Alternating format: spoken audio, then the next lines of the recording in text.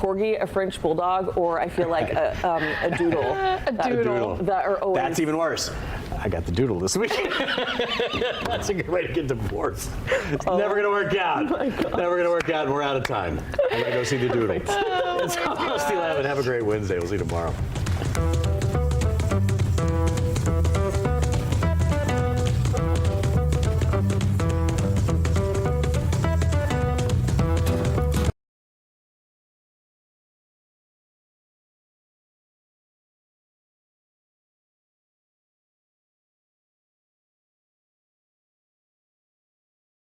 You're watching Fox 35 News Plus, streaming on Fox Local. Well, good morning to you. Welcome into Fox 35 News Plus. Garrett Weimer here, and thanks for joining us on this Wednesday morning, live on Fox Local, YouTube, and on Facebook. If things look a little bit different here today, that's because they are. We are in our Fox 35 newsroom here today, but don't worry, we've got a lot of things going on for you over the next 4.5 hours of live streaming, and we appreciate you joining us today. I want to let you know some of what is going on, where things stand right now at this 11 o'clock hour. First, let me give you a live look at a national story we are getting ready to keep an eye on. This is a live look inside the Department of Justice, where we are awaiting a news conference any minute now from the Acting Attorney General, Todd Blanche. Some others expected to be at this, including the State Department, going to be talking about some enforcement efforts to eliminate a drug cartel. So we are standing by for that. We are also waiting for the beginning of a news conference in Polk County, where we expect to hear an update on a homicide that or a death investigation from July 21st, where a woman was found dead on Wilder Way. We expect to hear more about that coming up in just a little bit. But right now, I want to get you to Orange County and the Tourism Development Task Force, Citizen Advisory Task Force right now. This is David Eckstein, former Major League All-Star World Series champion, who is speaking live right now as the Orlando Dreamers give their presentation to this task force as they get ready to ask for some public money to build a Major League Baseball stadium in Orlando in an effort to bring a Major League team here to Central Florida. So this is happening live right now in Orange County. Let's go ahead and listen in. It was team. I didn't do it alone, but I was also the ultimate teammate. I worked hard every single day because I did not want to let my teammates down. I am honored to be a part of the Orlando Dreamers team. I know we can bring a Major League Baseball franchise to Orlando, but we need you to help us. We're ready to ask you to be on our team. We want to build a meaningful public-private partnership on stadium construction financing.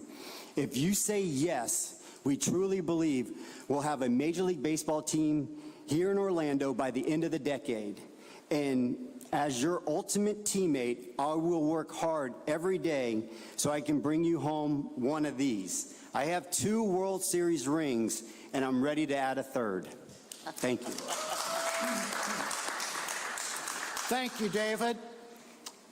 We had the opportunity 3 years back to present my late partner, Pat Williams, who you all know. He's unfortunately not able to be here with us today, but his son Austin is. So Austin, if you'd raise your hand. So thanks for allowing us the opportunity to present. We plan to use baseball to build a better Orlando. We're absolutely convinced that we are the front runner to be the next MLB location. We've arranged in excess of $2 billion in private funding towards stadium construction and team acquisition.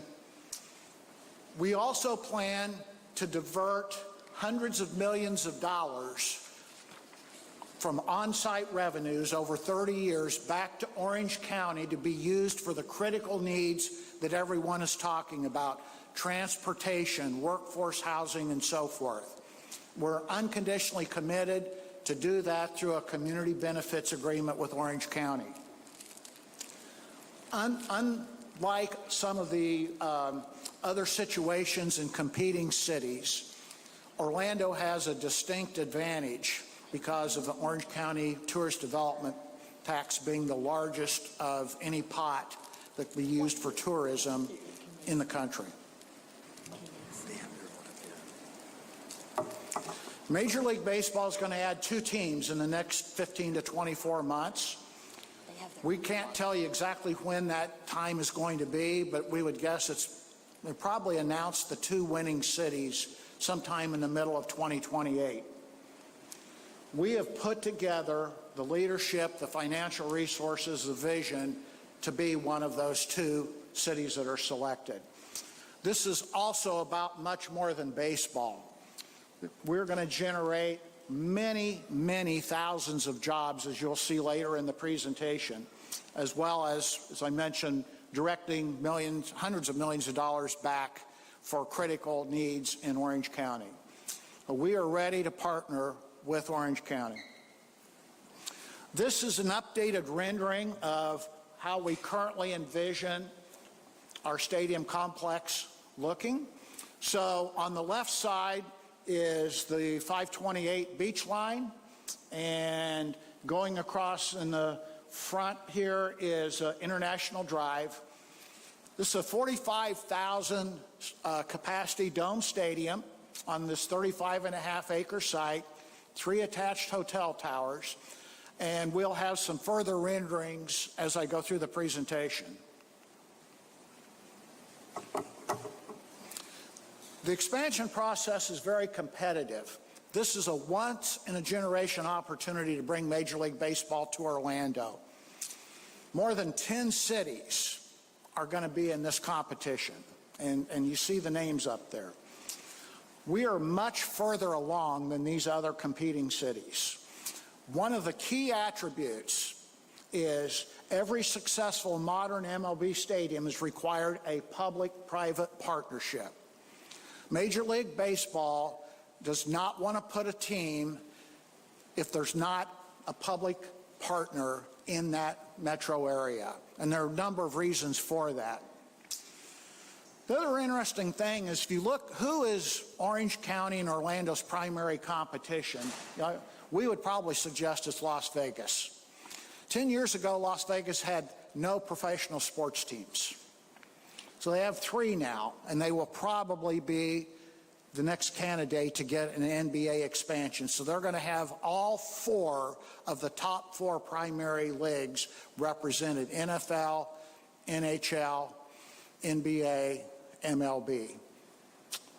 We need to learn from that lesson. And by the way, those sports teams have been very, very successful. And we think the common ingredient there is tourism. We will get double the number of tourists this year that Las Vegas gets. If you want to look at a comparative analysis of the public-private partnerships, historically, the public side has funded 58% of Major League Baseball stadiums, the private side 42%. The interesting thing as you look at this list is if you look at the level of commitments from these metro areas relative to the amount of tourist development tax that they generate, much, much higher percentages than what the Dreamers are requesting from Orange County. And you see another competing area with Orlando on that list with Nashville at the next to the bottom. They're building a new NFL stadium there, and the public participation there is $1.2 billion. We're so proud to announce the support from multiple key stakeholders here. Mike Scott, absolutely hitting the ball out of the park. That's a picture of him at our Orlando Dreamers downtown headquarters. And so pleased to have Visit Orlando, the African American Chamber, the Asian American Chamber, OEP, of course, Anna Escamani, and others I think we will be announcing shortly. So we've talked a little bit about the private investment that we're going to be making here. This will be the largest private investment in a county-owned stadium in the history of Major League Baseball.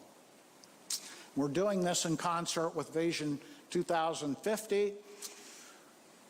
We would like to point out that in addition to directing these hundreds of millions of dollars back to Orange County from on-site revenues, we plan to be building youth baseball and softball complexes throughout Orange County. We think it's very, very critical to engage youth at a young age in team events such as baseball and softball. We will have definite priority given to local vendors and contractors and suppliers as we build our stadium and the other amenities on this complex, and certainly with a focus on local hiring and workforce development. We also intend to be the first LEED Platinum certified professional sports stadium in the state of Florida. This is a rendering looking down the 528 beach line east. So you notice the bridge there, and on the far left side is a conceptual rendering of a future rail station. So our plan is to have a double-decker bridge across the 528 with the top level being for pedestrians and the lower level being a vehicle bridge. The intent here is to mitigate any transportation issues for game day, for concert events, and so forth. And we will be working in conjunction with the relevant different agencies on this. I emphasize this is just our initial conceptual rendering. The plan would be for our walkway to have a covering on it, which isn't shown here because this is a very, very recent rendering. But the intent would be people could come in to the rail station and have a covered walkway all the way over into the stadium complex. So in the event of rain or whatever, leave your umbrellas at home. We will plan to enter into a community benefits agreement with Orange County. We've not had substantive discussions at this point, but we certainly look forward to that. We will have partnerships with multiple not-for-profits. We're going to be very, very active in the local school system. We talked a little bit about our plan for mitigating traffic, particularly on game days and other large events that are going to be there. We also will dedicate special low-price tickets, including $10 tickets throughout the season for Orange County residents. So this is not going to be a stadium and a baseball experience that's only for corporate America. You know, we want to have all of Orange County people attending games. The catalyst here, we believe, we're confident you're going to see more than 1 million rides annually to and from that local rail station as a result of our dedicated effort here, not only to build a baseball stadium, but the other amenities that will go with that. We're early stages of designing traffic flow. There's obviously going to be a comprehensive traffic study that's completed, but very, very front of our mind is mitigation of traffic concerns. And at the end of the day, we believe our complex, our stadium, is going to be a driving force to support lots of revenues for that planned rail station, which we believe is desperately needed. We're going to have a world-class stadium. I'll go through a couple additional renderings here in just a minute. We also plan to pursue a Baseball Hall of Fame South. We certainly have had initial discussions with the Hall of Fame. This would be a very logical location. That clearly is going to drive this as a 365-day-a-year destination. This is a rendering showing the image from behind home plate, looking out over center field. There on the sort of iconic cone is Johnny Damon, multiple-time All-Star, and also one of our team partners, local Orange County resident. This is a view of what a concert would look like. We plan to have dozens of concerts in this complex every year, so generating lots and lots of traffic to the site every week of the year. We believe we will attract major other sporting events, college and K through 12 championships. We also will have up to 1,000 rooms, maybe a little more, planned with 3 separate hotel towers, along with Class A office space in one of the towers.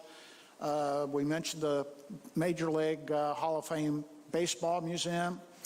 A special events center that we would put at the other end of the complex away from the stadium, and multiple restaurants, retail, and hospitality, opportunities for local business people to own and run those.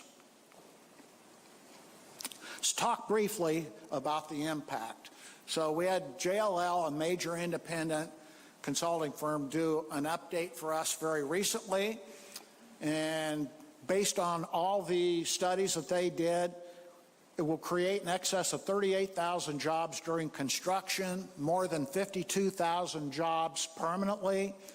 Economic impact over 30 years to Orange County in excess of $72 billion, and an average of additional $31.7 million in annual tourist development taxes. This is another rendering from the iDrive perspective. This is the walking in from the iDrive, walking towards the stadium with the Hall of Fame Museum conceptualized there. We believe that this is something that's going to drive new visitors, also existing visitors staying a little bit longer. So $31.7 million in additional TDT revenues, and that works out to approximately 1.9 million annual visitor nights incrementally. Excuse me, Mr. Schnorf, your time has been taken. I'm so sorry. It seems arbitrary to many people that we're trying to keep on this schedule. Okay. Trust me, there are reasons. We will now take questions from the task force.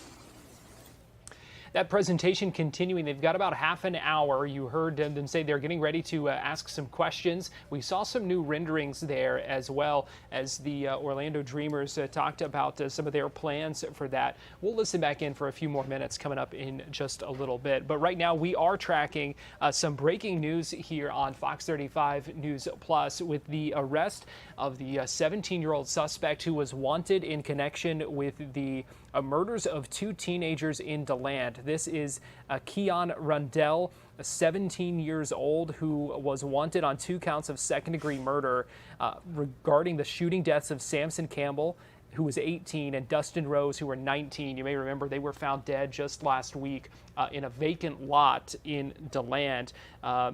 We know that investigators identified this suspect yesterday, said they had been looking for him. We have now learned that members of the U.S. Marshals Service, Florida Caribbean Regional Fugitive Task Force, arrested him this morning in Ellenton. So we will continue to follow up on this.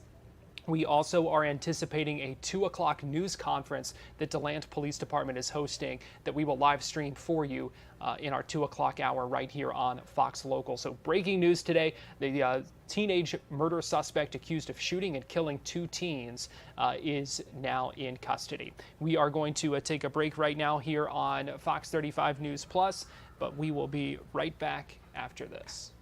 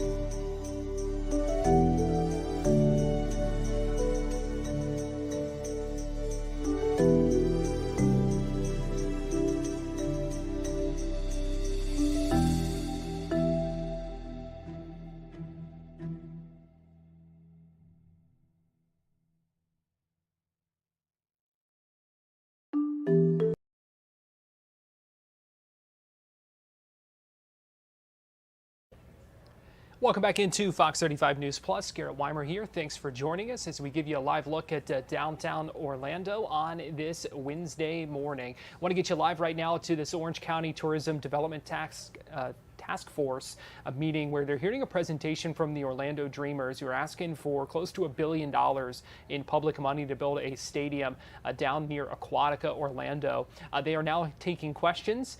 The members of that task force getting the chance to ask some questions. So let's go ahead and listen in.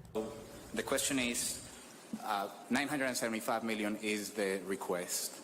The collections in 2027 are expected to be up around 650 million. So my question to you is, do you expect the county to issue debt to provide you the 975 million, or can the funds be provided in annual installments over time?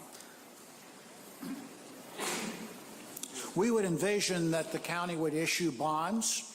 So if you look at the debt service for a 30-year AA muni bond, I think the most recent one that Orange County put out to market, the interest rate was 4.18%. And so the annual debt service on a $975 million bond at that interest rate would be approximately $57 million a year. And if you look at the TDT incremental generation that our economic impact study group suggests would be generated, 31.7 million annually would be going towards that 57 million annual debt service. Robert Smith? Again, thank you for your presentation. I'm a big Rays fan, so the elephant in the room is if Hillsborough County winds up funding the stadium for the $972 million I think you quoted in your packet, how does that impact us on trying to get an expansion team? That's a great question. So the question is, if Hillsborough is able to build the stadium for the Rays, how does that affect our expansion prospects? And the way Major League Baseball has kind of framed expansion is that there are two teams are going to be as part of the new expansion, one in the West, one in the East. And so we view our competition as the East teams. And when you look at what's happening in Austin, in Charlotte, in Nashville, and in Raleigh, frankly, we have a golden opportunity to be the front runner of the process. It will take a partnership with Orange County, but we live in a city that is just somewhat of a miracle, and that nobody else can. We have an X factor. It's tourism, and nobody else can touch that. And so if we have a partnership with Orange County, we're confident that regardless of what's happening in Tampa, we are going to get a team.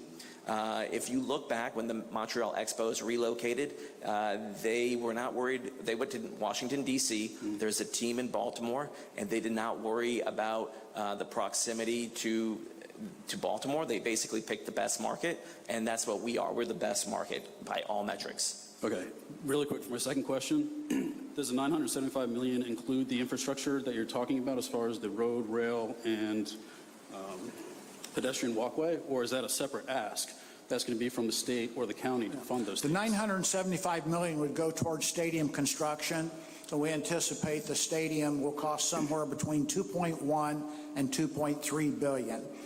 So who's going to pay for those road improvements, the rail line, the pedestrian improvements? Well, we will be asking state and other agencies for support. You know, if you look at the situation that you referenced over in Tampa, the state of Florida has confirmed that they're willing to provide infrastructure support for a baseball stadium over there in Hillsborough County. And I think that has been the sort of the tradition or history, you know, with the state of Florida. We would expect that they would step up to the plate and assist us with infrastructure type financing. Okay. Tina? All right. I think I've kind of been consistent in my line of questioning about I'm really struggling with these projects that don't have sites. And when the county mentioned the site previously, they said that they had other plans for it, that it wasn't a viable site for the others to use. I'm assuming that's the same question. So I'm struggling with, you know, even if you got the site, it's in 4 months going for a developer's agreement in real estate, much less trying to buy land from the county. And then you have RAC, and I saw wetlands, and is the zoning going to be PD or is it going to be T6? Well, does T6 allow this? I feel like, and I signed up for my Banana Balls tickets last night, so. Question, Tina, I'm all question. about some sports here, and I see the opportunity for generation, but I just don't see how this is viable in a reasonable time frame, just on county process. And I love my county folk, but speed and processing stuff is not their expertise at this point. Well, with our stadium, there's going to be about 4 times as many banana ball tickets available. So hopefully you'll be able to go. With regards to the location, I think our message is that we want a partnership with Orange County, and we are willing to work with Orange County on some of the variables like site location. The site that we use as our example was shown to Pat Williams as one of several sites around Orange County, and he fell in love with it. And we've kind of used that as our example. But again, we want to continue the conversation with Orange County about how we can make an impact. And if it's decided that that's not the best location, we are certainly willing to work with the county on location. I'm going to jump to Jill Vaughn now.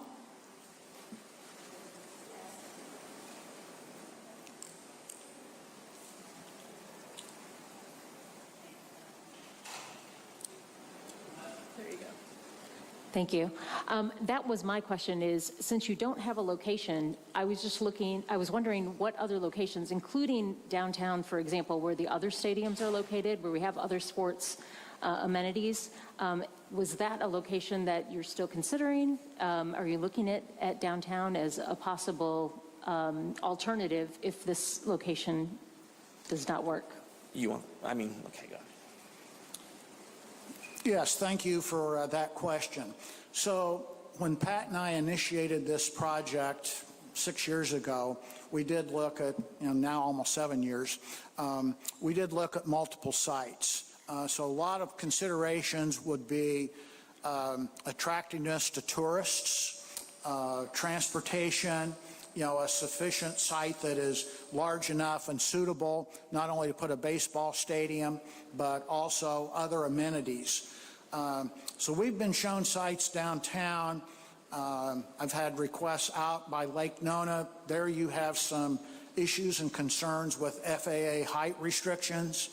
We've had other counties continuing to call us to look at sites in neighboring counties.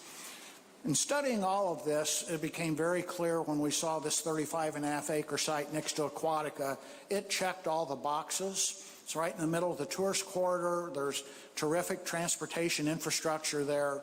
Seems like a natural fit. So that clearly would be our preferred site. We think a logical short-term approach would be for Orange County to quarantine that parcel for future baseball use, put the burden back on the Orlando Dreamers to deliver a baseball team, by 2029 at the latest. And the Dreamers would actually step up to the plate and provide the necessary maintenance and landscaping support while that's under quarantine. Michael Poole.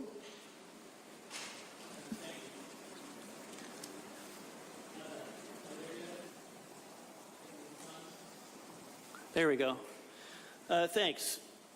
One, I appreciate your capitalistic approach to this request, and also recognition in the community that we are in dire need of improved transportation and affordable housing, and your offer of giving some of those proceeds are there. I really, genuinely, and being a capitalist, I think it's fantastic. This is a unique request because we're actually going into business for a for-profit venture. Owning a Major League Baseball team is a for-profit. Your investors are expecting a return on their money. And I can tell, I know that because I know some of the investors. When I look at the ROI of this project from a county's perspective, it's a negative 97%. We return no money. We actually lose money as a community. We invest $975 million. We get $32 million a year. Forget about the interest, which makes it over 100% negative return. We lose money.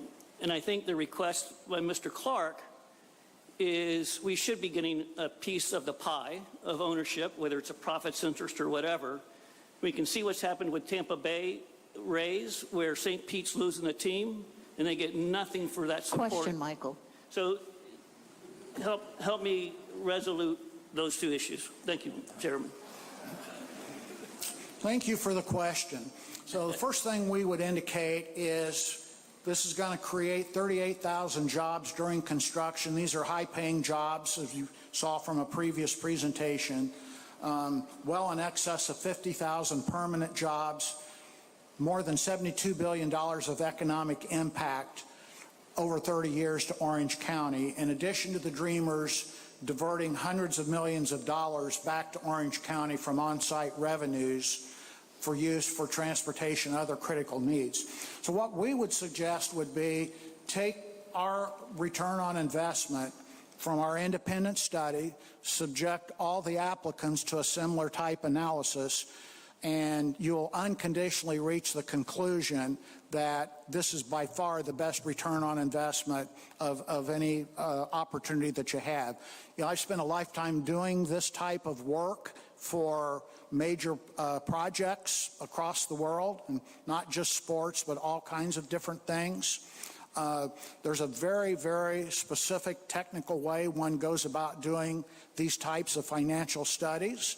It's very complex. It takes a lot of time, and we appreciate the fact that the task force was faced with reviewing, you know, dozens of projects in a very short time frame and didn't really have the time and resources to be able to go through all of that. Ella? Thank you. I wanted to follow up on this really intriguing idea of, you know, the same benefits, the revenue that the community could get back, which is exciting to see in some of these projects.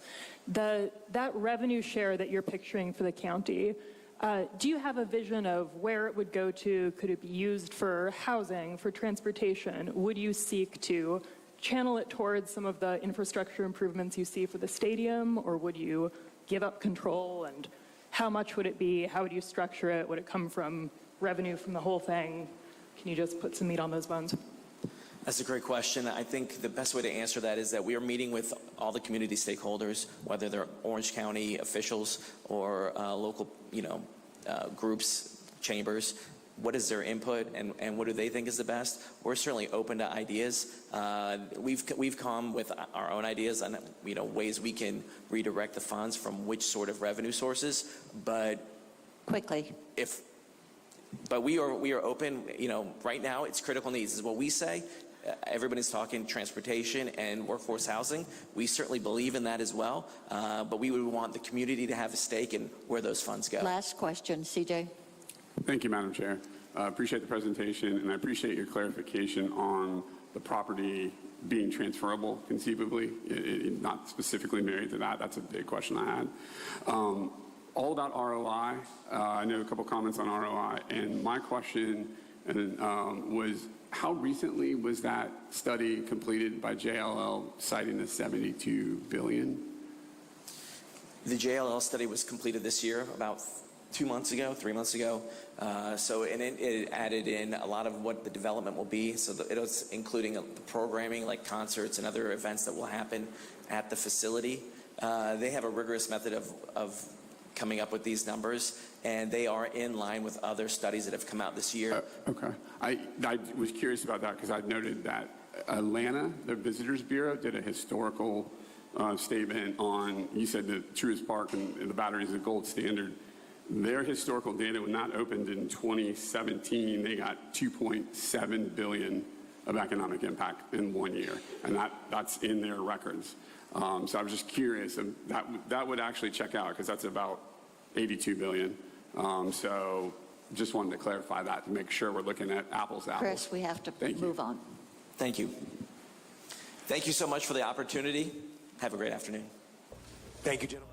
That presentation wrapping up at the TDT task force meeting where the Orlando Dreamers have been asking for close to $1 billion in public money. And you could hear some of the questioning from some of the members of that task force, certainly skeptical of some of what the returns might be and asking questions not just about location options, funding options, but what the county itself would get back in return for such a large investment. We're going to take a break right now here on Fox 35 News Plus. But as we go to break, we do have a question for you leading into our next segment. We want to know if you would be willing to go to a nude dining experience. Skip the clothes for a 5-course steak dinner. Go to fox35orlando.com/vote. You can scan the QR code that you see right now. Whoever voted first said bon appetit.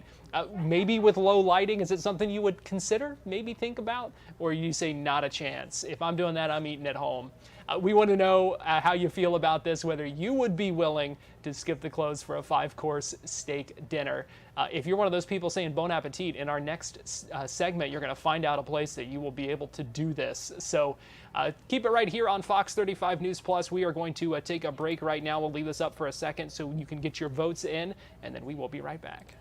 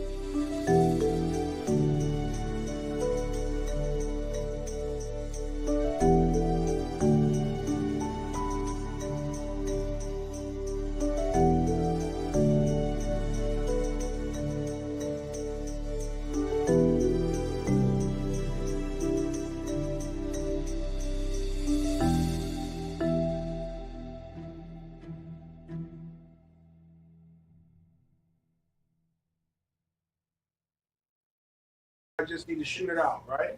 Exactly.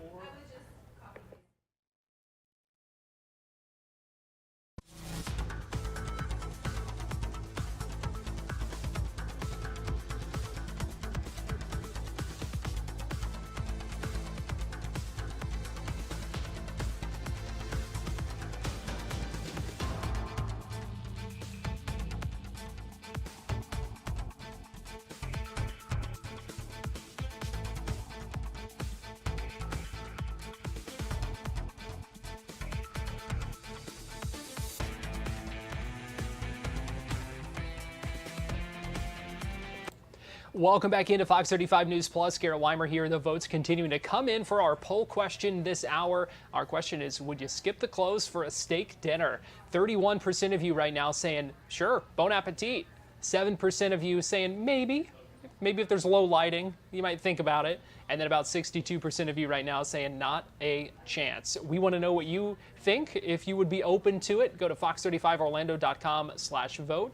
You can also scan the QR code that you see on your screen right now. Welcome back into Fox 35 News Plus. Garrett Weimer here. And the reason we are asking that is because there is a steakhouse in South Florida that is now offering a classy nude dining experience. We're talking about Class Soiree Steakhouse in Hollywood, Florida. And joining us live now to talk about their plans for this, we are pleased to be joined by Murad Ali, who is the owner, and Toshiba Hart, the hostess at the restaurant there. And guys, we really appreciate you joining us here on Fox 35 News Plus today. Thank you for having us. Thank you for having us. How are you? I'm doing fine, thank you. My first question is just how this idea came about. Was this something that your customers were wanting? Where did this idea come from? The idea came from our plans to stay remarkable. Our initial attraction was the fact that we were the smallest steakhouse in the country. And then we're ran by a group of private chefs, which is unique. Most people have to spend an arm and a leg to be served by private chefs. In downtown Hollywood, we have it already. Here at our steakhouse, we also do our romantic movie. We specialize in private parties. So this kind of came about where there's a sector of people who are naturalists and they want to do it. So what happened was we had a group that wanted to do it, and they did it as a private event. And then me and Toshiba said we could do that every month. And that's where it came from. And so you guys announced this. What has the reception been like? It's been positive and it's been negative. The polls really show the response that we've been getting as well. A lot of people enjoy the idea. A great idea. It's fun. It's unique. But a lot of people are very skeptical about it. They question if it's real. Do people really get nude? And yes, they actually get nude. And the thing is, every steakhouse in South Florida has a New York strip. They have a delicious ribeye. They have a loaded baked potato. And they have several different desserts. None of them have this. And that's what makes us special. Absolutely. It kind of brings a second meaning to New York strip there, Murad. Now, that's true. Wagyu. So what can people expect if they're coming to this? How is this going to work? What should they know about it? Well, they should know that, for one, safety is our number one priority. Once you walk through these doors, you're going to feel like family. You're going to be comfortable. You're not going to feel awkward or out of place. You're going to expect a great meal. I think people tend to realize that for us, at least, the food is what comes first. Being nude or a nudist is kind of secondary. But you're going to expect a good time meeting new people who enjoy the same things you enjoy. If you're someone who's ever thought about becoming nude or wanted to try something different, I feel like this is the best place to do it because you're amongst people, you're amongst friends, you're amongst people who won't judge you for the free will you decide to take. And the thing about the South Florida restaurant scene right now, it's tough. Yeah. And a lot of people are foregoing the fine dining restaurants, which we are, and they're choosing to spend less if they're just going to have a meal. People will spend more on an experience, and that's what we're all about. This is special. Yeah. It's remarkable. We're already in Orlando, thanks to you guys, and New York is coming soon. Obviously, yeah, getting a lot of attention, like you said, it can be tough in the restaurant business. What will the workers be clothed? What can we expect as far as that? Well, I'm the chef and I'm present. I am completely clothed in the same uniform you see with me on now. The staff are fully clothed. Only people that are naked are the guests, and they can get to the nakedness that they decide to have. The last event, a guy kept his jeans on. It's okay, but his wife was fully nude. That's what they want. That's what they're going to get. And they're going to get amazing, time-tested service and food, along with having a delicious dinner and have an experience with someone to talk about 20 years from now. Now, when it comes to tickets, I know this is something is it something people need to purchase in advance? Yes, this is a prepaid service. Women are $150 single. Couples are $150, whether they're same sex or not. Per person. Per person. So it's $300 for couples and $250 for single men. Why charging more for men? We don't want to oversaturation of men. So we want to kind of keep it balanced. So that's why we raise. Usually in this lifestyle, men usually pay a little bit more. Right. It's almost like a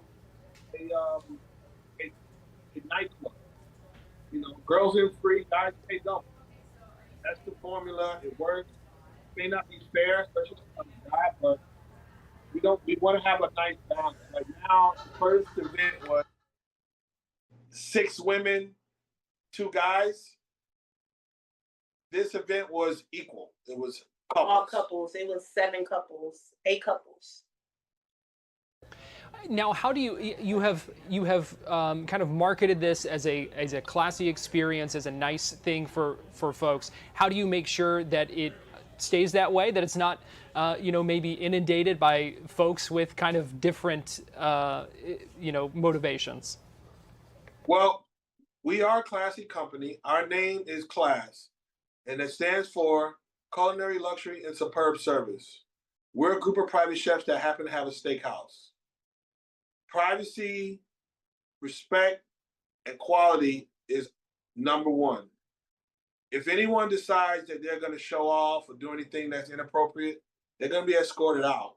They're going to be possibly refunded. There's no hanky-panky here at all. There's, respectfully, you're dealing with nudists. And if someone tries to kind of infiltrate, we're going to figure them out and they'll be gone. And then the guests will enjoy dinner without that person. And just to interject, being that I am a nudist and I am in the lifestyle, we usually know the rules of any nudist situation or space. We always want to make people feel respectful and make them feel comfortable. There's definitely no sex in the restaurant. But however, I've always emphasized, we're all adults. If there's something that you want to do outside of the restaurant, by all means, that's your business. But as far as the physical act of sex in the restaurant, we do not allow that. Or touching. Unless it's your girl and you want to give her a kiss or and her laugh. It's really about consent. We don't require, or we don't want anyone thinking that they can come in and stick fingers in places that should not belong, because we don't want that. This is a fine dining experience. However, if you're sitting next to someone and you find them interesting and they find you interesting and you want to rub shoulders, then hey, that's your adult business. But outside of that, no sex, no hanky-panky, none of that is allowed. Wow. So when does this start? Just bottom line, what people need to know about this, and if they're interested, where they can find out more information. The next date is going to be September 7th, the first Monday. You can find it on Eventbrite, which is great. You can call us directly or text us directly or email us. Or you can find us on our social media, which is Class Soiree Steakhouse. All the information is in our bio. And just click the link and you'll be able to be funneled to our booking page, as well as the new dining experience and other things that we offer here at the steakhouse. Well, owner and chef Murad Ali and host Toshiba Hart from Class Soiree Steakhouse in Hollywood, Florida. We really appreciate you joining us here on Fox 35 News Plus today and talking with us about this. Thank you so much for having us. We really appreciate it. Thank you as well. And as we go to break, want to pull back up our poll question. It looks like that percentage of you saying you would be willing to do this has increased. 40% of you saying bon appetit, 6% still saying maybe, and 54% saying not a chance. You can still get those votes in. I see Murad cheering on the growing numbers there. Scan the QR code on your screen right now. Go to fox35orlando.com/vote. We'll be right back.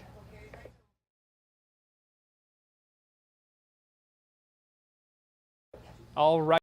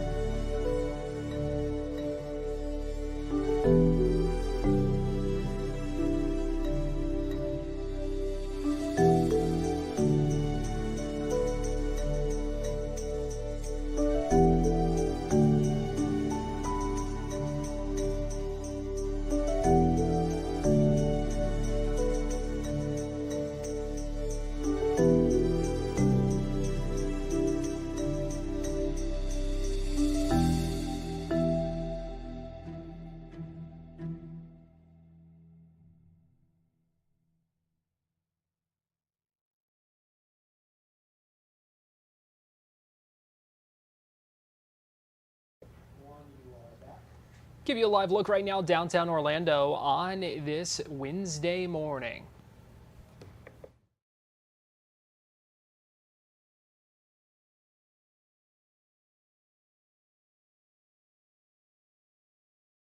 Fox 35 Storm Team meteorologist Brooks Garner joins me now. And Brooks, are we looking at a similar setup today to kind of what we saw yesterday? We are, although I don't think the coverage is going to be quite as extensive, but we've got a lot of forcing going on in the atmosphere, so we're going to have a lot of thunderstorms developing. They'll just be more isolated in nature. Let's get right to it. We've got an elevated lift area, which is right over Central Florida, as what was a pretty vigorous upper level low departs heading north. Right now you can see that swirl over Atlanta. Meanwhile, we're starting to see a ridge of high pressure nose in from the east, and that is resulting in a collision of the air masses, and that should get the storms developing.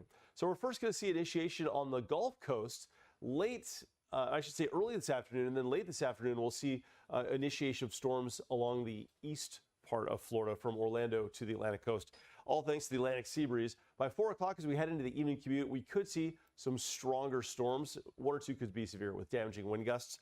The overall geographical footprint will not be as widespread as what we saw yesterday, but where it happens, it could happen pretty hard. So we're going to have kind of a mix of clouds to the east and what could be some pretty heavy storms right over the urban centers from Sanford to Orlando to Kissimmee. So for our inland population density maximum area, that's where we could see the maximum chance for rain. So even though it's only a 50% chance, a lot of people geographically are going to see it. So anyway, that's what it looks like right now at the beach. We know we've got some storms on the way. Nothing new for August. It'll be a hot day today, highs in the low 90s, but conditions are fairly calm.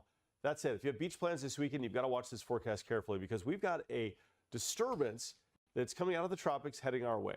It's not a tropical system, but in some ways it'll mimic a tropical system with gusty winds. And as it pushes into the region, we could see not just an increase in clouds and also rain chances as we go into Friday, Saturday, Sunday, but also winds gusting between 20 and 30 miles per hour. That's going to send our surf up to about 4 to 6 feet and also our rip current risk sky high. So this is significant because this is the last weekend before the kids head back to school. And it's a tradition for a lot of families to go to the beach this weekend. But I do need to tell you, it could be quite dangerous in the surf. And it may not be the most pleasant of beach weekends either because we're going to have a lot of wind blowing. We're going to have generally overcast skies, intermittent, numerous showers, even some storms, and waves that could push 5 to 6 feet in the surf zone, making for dangerous rip currents Saturday on into Sunday, even though on Sunday a lot of this is going to start to move out. The waves could look much like this with cloudy skies, showers around, and just really busy conditions at the beach. So Friday, Saturday, Sunday, not the best of beach weather. Only swim near a lifeguard. We'll see rough surf for Friday, Saturday, and then some leftover waves and rip currents on Sunday. So in the 7-day forecast, it will not be a washout of a weekend. In fact, it may only rain a couple of times where you live, Saturday and Sunday, but it's going to be a pretty high chance for just sort of intermittent showers all weekend and a lot of clouds. Otherwise, looking ahead to Monday, Monday's a huge day because it's back to school, August 10th, and the weather's going to be pretty normal for this time of year, skewing toward a little warmer than normal. Our typical high 92, we're going to be up to about 94 degrees. There's an isolated threat for thunderstorm during the afternoon. But yeah, I think the big threat this week and the big weather story beyond our storm chance today is going to be folks' beach and boating plans this last summer weekend before the kids go back to school. You got to be really careful out there. Yeah, because people are wanting to make the most of it. Absolutely, and it could be one of those situations where if they let their guard down, it could be quite dangerous. All right, Fox 35 Storm Team meteorologist Brooks Garner, we appreciate you joining us. You got it, Gary. Thank you. And as we go to break here, let's give you a live look at downtown Orlando and Lake Eola as we approach noon on this Wednesday. Keep it right here on Fox Local, YouTube, and Facebook.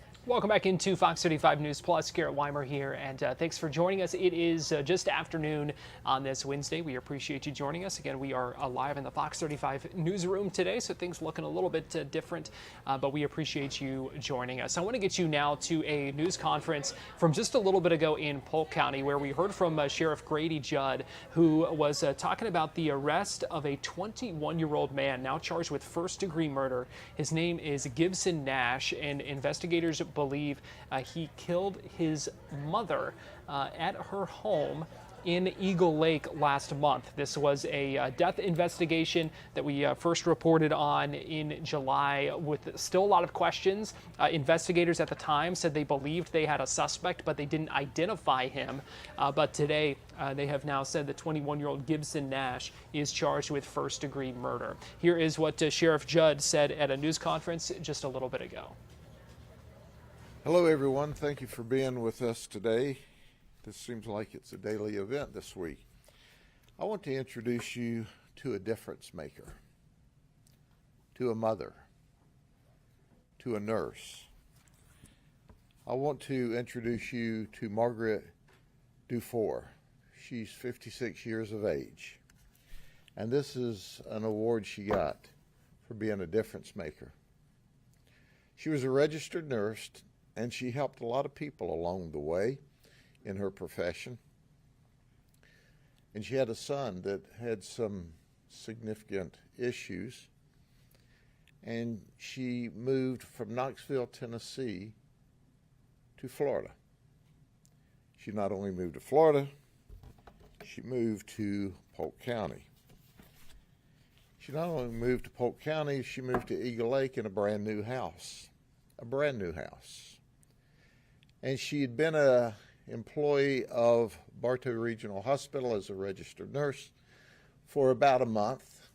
She'd lived in her new house about a month. She was assigned to the surgery floor. And here's the interesting part. We got a disturbance call at the house when she was moving in, because apparently the movers tried to upcharge her or charge her more money. So deputies were sent and immediately were able to calm down the disturbance. The movers left in a huff because they didn't get what they wanted, apparently. And our deputies actually helped her move into her new house. That's the kind of customer service our deputies do. Now, there was no fanfare over that. In fact, we just discovered that when she moved in, that we helped her move the boxes in after the disturbance with the movers on July 21st. So how did we discover that on July 21st? Well, here's how we found that out. Here's Margaret's vehicle. Margaret's vehicle is the 2022 BMW. So if you look to see, you say, my goodness, new house, 2022 BMW, registered nurse, things are going real well in life. And suspiciously, we receive a call. And we receive a call about a hit-and-run crash that happened on Highway 27 North, just about the Ridgewood Lakes development. Well, the hit and run involved this vehicle. The first hit and run, the lady pulled in behind the driver of this vehicle to try to exchange information, and he wouldn't exchange information, and he drove off. And then he was involved in crash number 2. And he ran from that crash. And for reasons unknown, the driver in her vehicle crashed when they crossed over the center line and hit another vehicle. EMS and fire responded, and the driver was unconscious. It was a significant crash, but it was like, why is he unconscious? And this is who they found, Gibson Nash. But they didn't know who he was. He's unconscious. He's got blood on his hands, and the paramedic thinks, this is not a bloody kind of crash. Where did the blood come from? But anyway, they take him to Lakeland Regional Hospital immediately as a trauma alert and have no idea why he's in the condition he is. So the deputies, this all starts about 7 o'clock in the morning on July 21st, which is a Tuesday. Deputies start their investigations. They run the tag number, and she's appropriately re-registered her vehicles, and it says that it's at this house in Eagle Lake, Florida. The deputies come there, and they knock, and they knock, and they knock, and no one answers.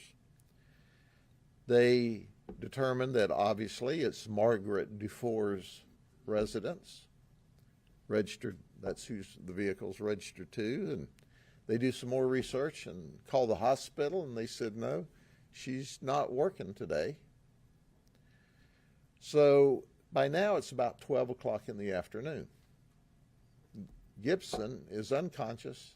They have since found some paperwork on him, but now they're wondering where Margaret is. She won't answer the door. So our deputies are looking around the house, and one of them lifts a floor mat up at the front door and finds the key, unlocks the door, and goes in. As our deputies enter the front door of the house, they look immediately to the left in a bedroom which is set up as an office, and there's Margaret, stomped into a bloody puddle in the middle of the floor, obviously deceased. So as you can imagine, all kinds of bells and whistles go off at the sheriff's office, and we go, whoa, we've got more than what we thought occurring here. Well, of course, we determined that Gibson Nash, who's 21, is the son of Margaret. He's 6'2" and weighs 218 pounds. He's a big guy. And it turns out he's a very dangerous guy. So our detectives start the investigation, and we learn that the reason she has just moved from Knoxville was to try to get Gibson Nash more help, because he's apparently bipolar, he's schizophrenic, he may be autistic, and she wanted to get into the state of Florida. She thought there would be better mental health help, and to get him away from the environment. You see, he was well known to the Knoxville law enforcement authorities. On several occasions, there was 911 calls, and Gibson had been arrested up there. He'd been arrested up there on one occasion with a 911 call on the 6th of April, where Margaret had called from a smoke shop. She had gone into a smoke shop, locked the door, dialed 911, and said, my son attacked me last night. He's in the car, and I'm afraid. I'm locked in the smoke shop. He assaulted me this morning. The only way I got him to calm down was I agreed to come to the smoke and vape shop. Law enforcement arrived and found out that he had, in fact, threatened her with a knife on the night of the 5th. So they arrested him.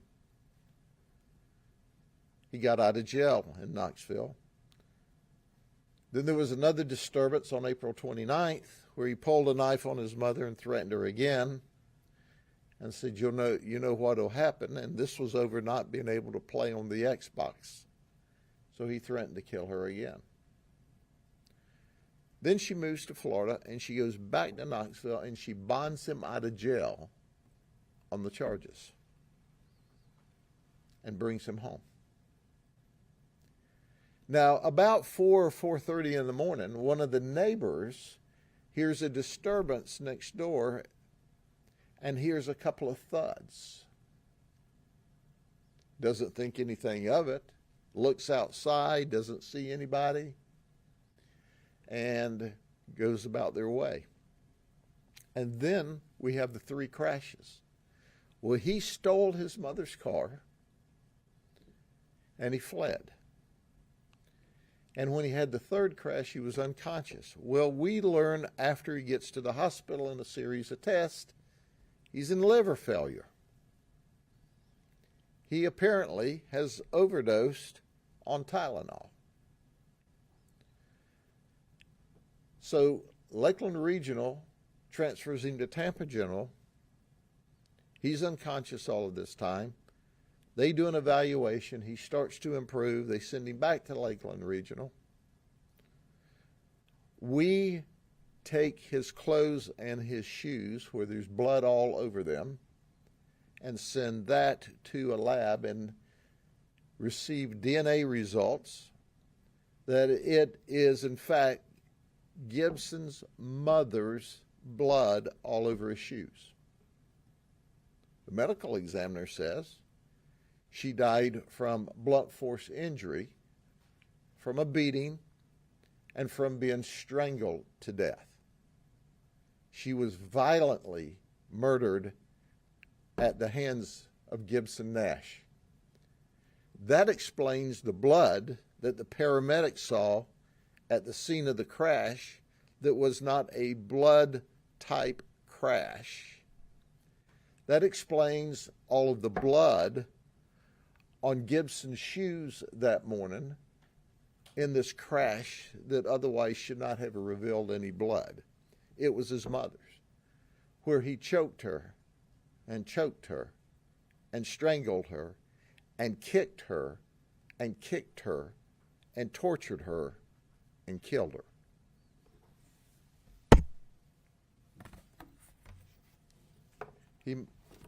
His dad came from California, hired him a lawyer. Lawyer says, oh, you can't talk to him. Fortunately for us, he made some admissions without being interviewed. But here's the deal. She had a new house. She had a new job. She was a wonderful lady. She was a great mother. She would not give up on him even after he'd threatened to kill her and pulled knives on her and hit her and attacked her. Ladies and gentlemen, we have photographs of progressive bruising on Gibson's hands and feet. Remarkable bruising on his knuckles and on his feet from where he kicked and stomped and beat his mother. It's one of the most personally violent murders we've seen in a very long time. But I want you to see a nurse, a helper, a mother who never gave up on her son. And it cost her her life. Are there any questions? Do you believe taking the Tylenol was a suicide attempt that morning after you killed her? Say that again, I'm sorry. Do you think taking all the Tylenol, was that a suicide attempt after you killed her? Well, certainly we believe that he took an overdose of Tylenol. We don't know if he thought it would kill him or he thought it would get him sympathy. It got him neither. It didn't kill him, and it didn't get him any sympathy. And we have built a remarkable case. He's charged with first-degree murder of his mother. And I can't think of many things that are more horrible than a man killing his mother. Someone who brought him into this world, who raised him up, who took care of him, did not abandon him even after the beating that he gave her over and over and over, moved all the way to Florida, bought a new house, started a new job, went back, got him out of jail, and this was her last-ditch hope to get him help and get him away from the environment he was in. And it got her murdered. Was it just the two of them living in that house? Just the two of them. Any weapons on scene? No weapons. Just his feet and his hands. You said he made some admissions that weren't part of the interview. Can you say anything more about what he said? No, he made tacit admissions to us, but the details we won't release right now. Did they have a history of fighting with each other, any kind of domestic disturbance along the Him attacking her in Knoxville, Tennessee, on more than one occasion, to the point the sheriff or the sheriff's representative from Knoxville, and that's no small place, called down here to the hospital and said, "Hey, y'all be careful of this guy. He's very dangerous. He's very dangerous." He is slated to be released from the hospital into our custody sometime today, and we will keep him in the jail. And as you know, with first-degree murder cases, it'll take 4 or 5 years. So we've got a very violent, a very dangerous person to go with the other violent, dangerous people we have in jail that we do our best to safely house and keep every day. Do you expect him to stay here and face these charges, not go back to Knoxville to handle what's... They drop the charges in Knoxville. They go, well, you know, he's really not capable of being tried. The reality is there was a sympathetic victim, mother, and the prosecutor looks at that case and says, hey, how do we prosecute this when our star witness bonds him out of jail, defends him? So they just washed the case, is what they did. They go, we've got bigger cases to deal with here, as opposed to just a domestic. But yet they knew how dangerous he was at the sheriff's office, where he was. But Mom's doing her best to help. She didn't want him to have any more problems. And Tennessee was glad to get rid of him. And now we have him. Do you know, was he on any other kind of medication? He was prescribed medication. Whether or not he was on it at the time, I don't know. You mentioned bipolar and schizophrenia. Are those like confirmed diagnoses? That's what they said. We've not confirmed that. Bipolar, schizophrenic, and maybe autistic. They being like his family members? Family members told us that. Sheriff, do you know in any of his previous cases with the domestic disturbance, did he ever claim that she was the aggressor? Not that I'm aware of.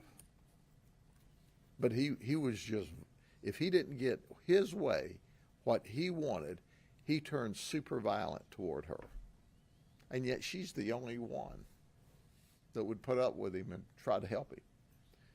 But it's not just the nurse instinct, it's the mother instinct.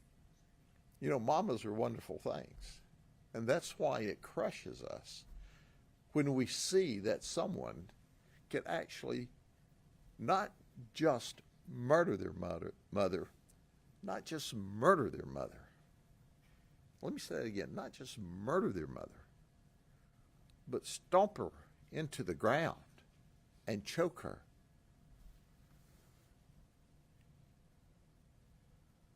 This is one of those cases that there are no appropriate answers for. And she did everything she could, and she had medical knowledge and abilities, and she was doing the very best that she knew how. And it cost her her life. Was this her only son? I think she's got 2 other children. Any other questions? Thank you very much. Sheriff Grady Judd speaking in Polk County earlier today, talking about the arrest of the man who is now charged with murdering his mother. We're going to take a break and we'll be right back.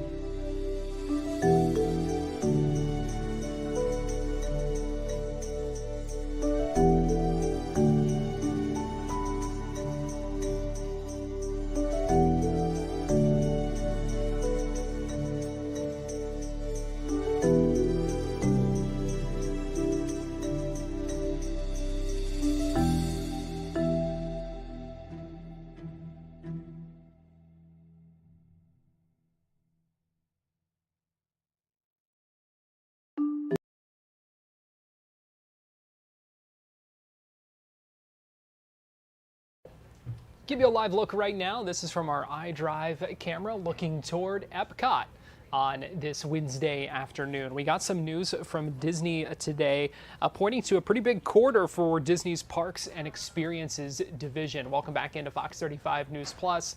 I'm Garrett Weimer, and thanks for joining us. And joining us live now to talk about the Disney earnings call and what that means for us and for Disney fans here in Central Florida as well. Pleased to be joined by Ashley Carter, who is a Fox 35 digital content creator and producer, joining us live right now via Zoom. And Ashley, we appreciate you joining us here on Fox 35 News Plus.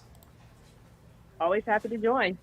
All right, so give us the big takeaways here, some pretty interesting numbers that we heard on that earnings report from Disney today. Yeah, so, Disney released their earnings report, and the big thing from this one, the takeaway, is the Disney Experiences division, which is the division that includes the theme parks, the cruise lines, and consumer products. And that division generated basically $10 billion in revenue this past quarter. And a lot of that was generated from the domestic parks, which had $7 billion in revenue. And Disney specifically singled out the domestic parks as doing really well, said Disney World had a standout quarter, and that attendance at the domestic parks, includes Disney World and Disneyland in California, the attendance was up 3%. So the takeaway from this is that this is a different picture we're getting in terms of tourism than what Universal sort of painted last month when Comcast released its earnings report, which said that attendance at Universal Orlando theme parks were soft in June, and that they were expecting to see that continue, and that this was basically a trend they were seeing in the Central Florida market specifically. So then, was this surprising to see these numbers from Disney today? Yeah, I think it was for a lot of people. Going into this earnings call, a lot of analysts, investors were kind of concerned based on what Comcast had reported for its Universal parks. Just the other day, SeaWorld released its earnings and also said attendance and revenue were down at its parks. So yeah, a lot of people were eyeing what was happening with Disney to see if, what Disney was getting in terms of results would be a confirmation of what Universal was seeing, but that was not the case. And even on the earnings call, Josh D'Amaro, who's the CEO of Disney, said, a lot of people were concerned, but, he said, it's not a direct quote, but he said, basically, Disney is performing significantly better than its competitors. So what do you make then of that discrepancy between what Disney's seen and what Universal's been seeing? It could be a number of things. Disney did say that, a lot of the growth in its attendance was driven by U.S. residents. So that means people in the United States may not have been traveling abroad, but they were traveling to places like Florida, Disney World for their trips. They were also seeing a lot of traction from annual pass holders. So locals were going to the parks. Disney also was rolling out a number of ticket deals, hotel deals in the last few months. And a lot of that was driving it. So, people probably took advantage of, some ticket discounts and some hotel stays. And that was boosting their growth there. Any conversation in this earnings call about potential concerns about attendance going forward because of signs of the concern and among folks across the country when it comes to affordability and being able to afford trips and vacations and that kind of thing? Yeah, I mean, Josh Tomorrow did address this and saying, so far they're seeing bookings to still be, steady and up. So that's, with the hotels, that's also with the cruise line, which is also part of this division. They're not seeing people scale back. So I think this might speak to some larger economic things that are happening where, a lot of people aren't traveling abroad or they aren't spending a lot of money on bigger trips, but maybe they are spending that money closer to home. And so Disney is benefiting from that, it seems. Really interesting to see where things go from here, because we know Disney also has been investing a lot into a number of new additions that will be opening in the next couple of years, Ashley. Yes. We have a number of projects that are currently under construction here at Disney World and, across its parks. Hopefully we'll learn more. Next week, Disney's going to have its D23 Ultimate Fan Convention. And so they'll be sharing more updates. But yeah, it's a bright outlook, I think, for parks in general, not just Disney, but they're building new attractions and experiences in hopes of bringing in visitors. And for the most part, it seems to be working. Ashley Carter, digital content creator and producer here at Fox 35 Orlando. We really appreciate you breaking all that down for us and joining us here on Fox 35 News Plus today. Always a pleasure. As we go to break, let's give you another live look at Epcot from our iDrive camera on this Wednesday. Keep it right here and we'll be right back.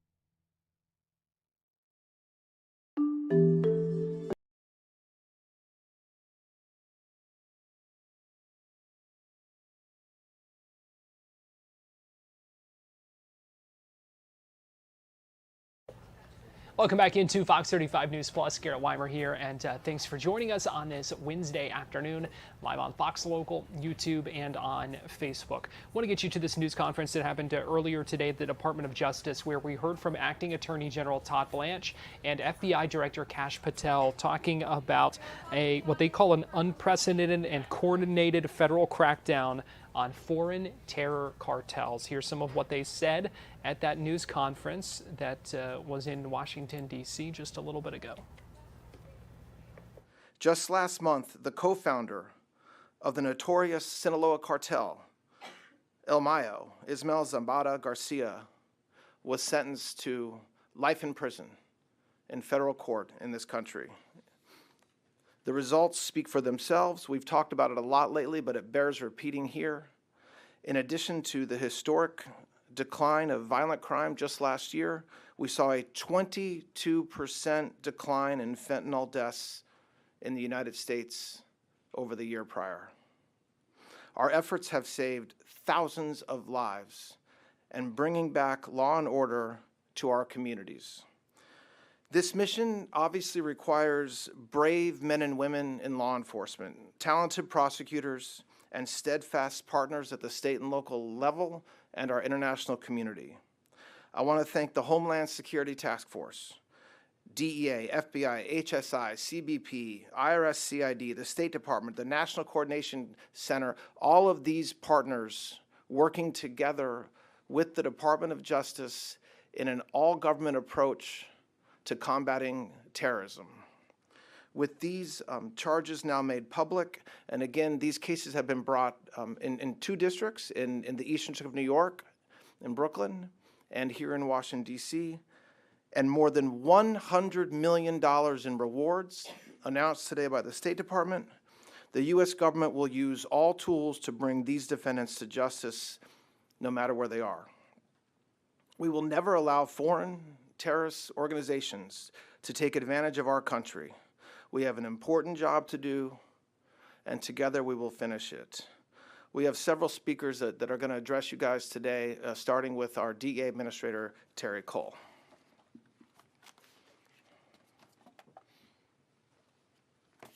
Good morning, and thank you, Mr. Attorney General.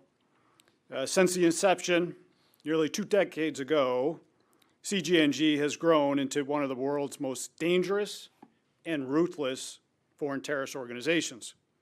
CGNG was built on a vast criminal network that produces and distributes deadly drugs while sustaining its powerful influence via violence and corruption in Mexico.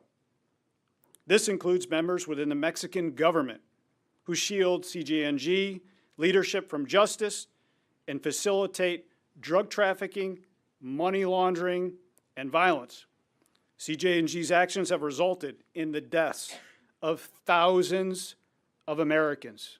Americans that were lost way too soon. They did this through this production and distribution of fentanyl, a weapon of mass destruction.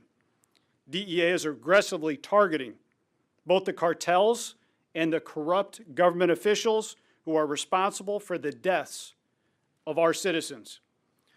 Today's coordinated actions against CGNG leadership and infrastructure, including superseding indictments and rewards totaling more than $100 million in arrest, will not end. It sends a very clear message. This is just the beginning. Under the President Trump and Attorney General Blanche, this administration will use every resource, every tool to protect the American citizens. You see, this is about America first. This is about Americans first. This is a fight against CGNG that we are just beginning, and we will not back down. DEA cases have generated more than 100 federal indictments against CGNG leaders and members and associates. We are working with our international partners to arrest, extradite, and prosecute these defendants in the United States. Earlier this year, we saw the leader, El Mencho, fall to his death during a Mexican military operation for his capture. El Mencho's demise did not end CGNG. It underscores the organization's resilience and the continued threat it poses. Based on DEA intelligence, the new leader, Juan Carlos Valencia Gonzalez, El Mencho's stepson, has taken control of the cartel. In our world, El Peleon is the #1 priority of DEA. DEA is more focused than it's ever been on dismantling CGNG and bringing its leaders and members and facilitators and corrupt enablers to justice. Let me be clear. If you traffic deadly drugs, profit from the suffering of others, or use public office to protect the cartels, this is your warning. DEA is coming for you. No title, no position, or political connection will shield you. This includes cartel members like Jardinero, who was recently captured in Mexico. This includes Sapo, Hugo Mendez Gaitan, a Sicario, who runs Sicario training camps deep in Mexico. This includes Trajetas, Julio Montego Pinzon. This is the same subject who attempted to kill the current security director, Omar Garcia Harfuch, in 2020. They are relentless, but so is DEA, and so is this team standing here before you. These individuals represent different parts of CGNG and their criminal enterprise, but together they demonstrate why the U.S. response must be coordinated, must be comprehensive, and must be aggressive. Cartels depend on leadership, money, logistics, corruption, coercion, and networks that cross borders. And DEA and our partners here are targeting every such network. Our work is far from over. We will disrupt your networks. We will cut off your financial lifelines. We will seize your illicit profits, and we will work with our partners to save American lives. I want to stress, this is about America first. This is about Americans first. I want to thank the Attorney General. I want to thank the Homeland Security Task Force, the NCC, and our partners that are standing here today, because partnerships allow us to succeed. And success is our goal to protect and defend the national security of our country and our citizens. DEA is on the hunt with our partners. God bless us, and God bless the United States. I'd like to turn this over to the FBI Director, Kash Patel. And before we hear from Kash Patel in this news conference, we are going to step aside, take a quick break right now here on Fox 35 News Plus, and we'll be right back.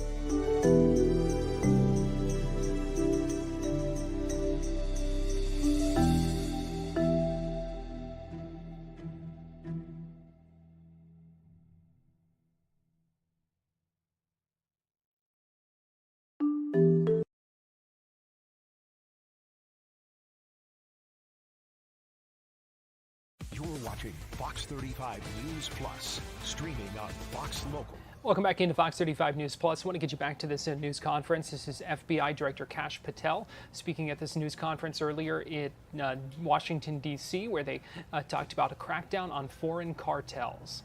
The record successes we've had, from getting the Chinese to delist the precursors that were dumping this poison to the Mexican cartels and manufacturing it down south of the border and pumping it here.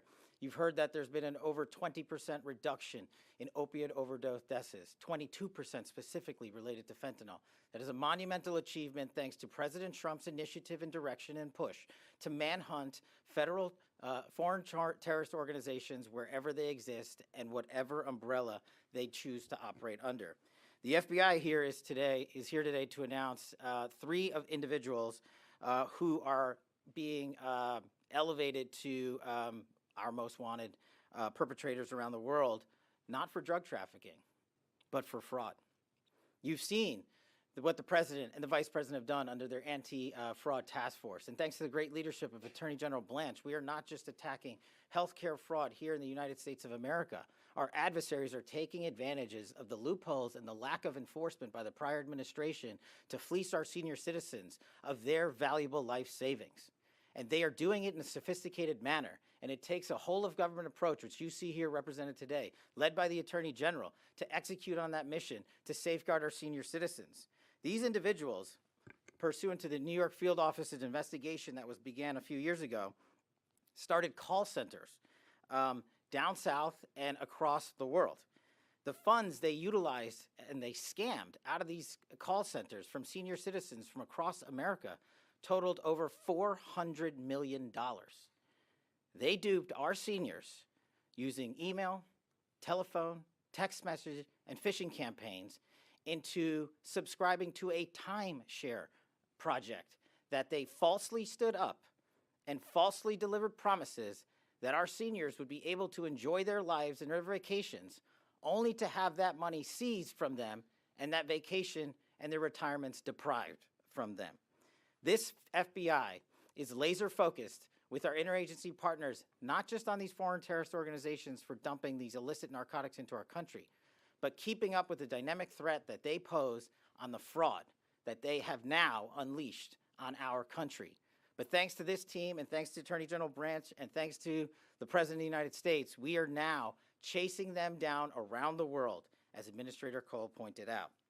This is truly remarkable work that is a partnership effort. It takes every single agency you see up here today, and most importantly, it takes a president who is willing to safeguard Americans and put America first. And President Trump has done just that.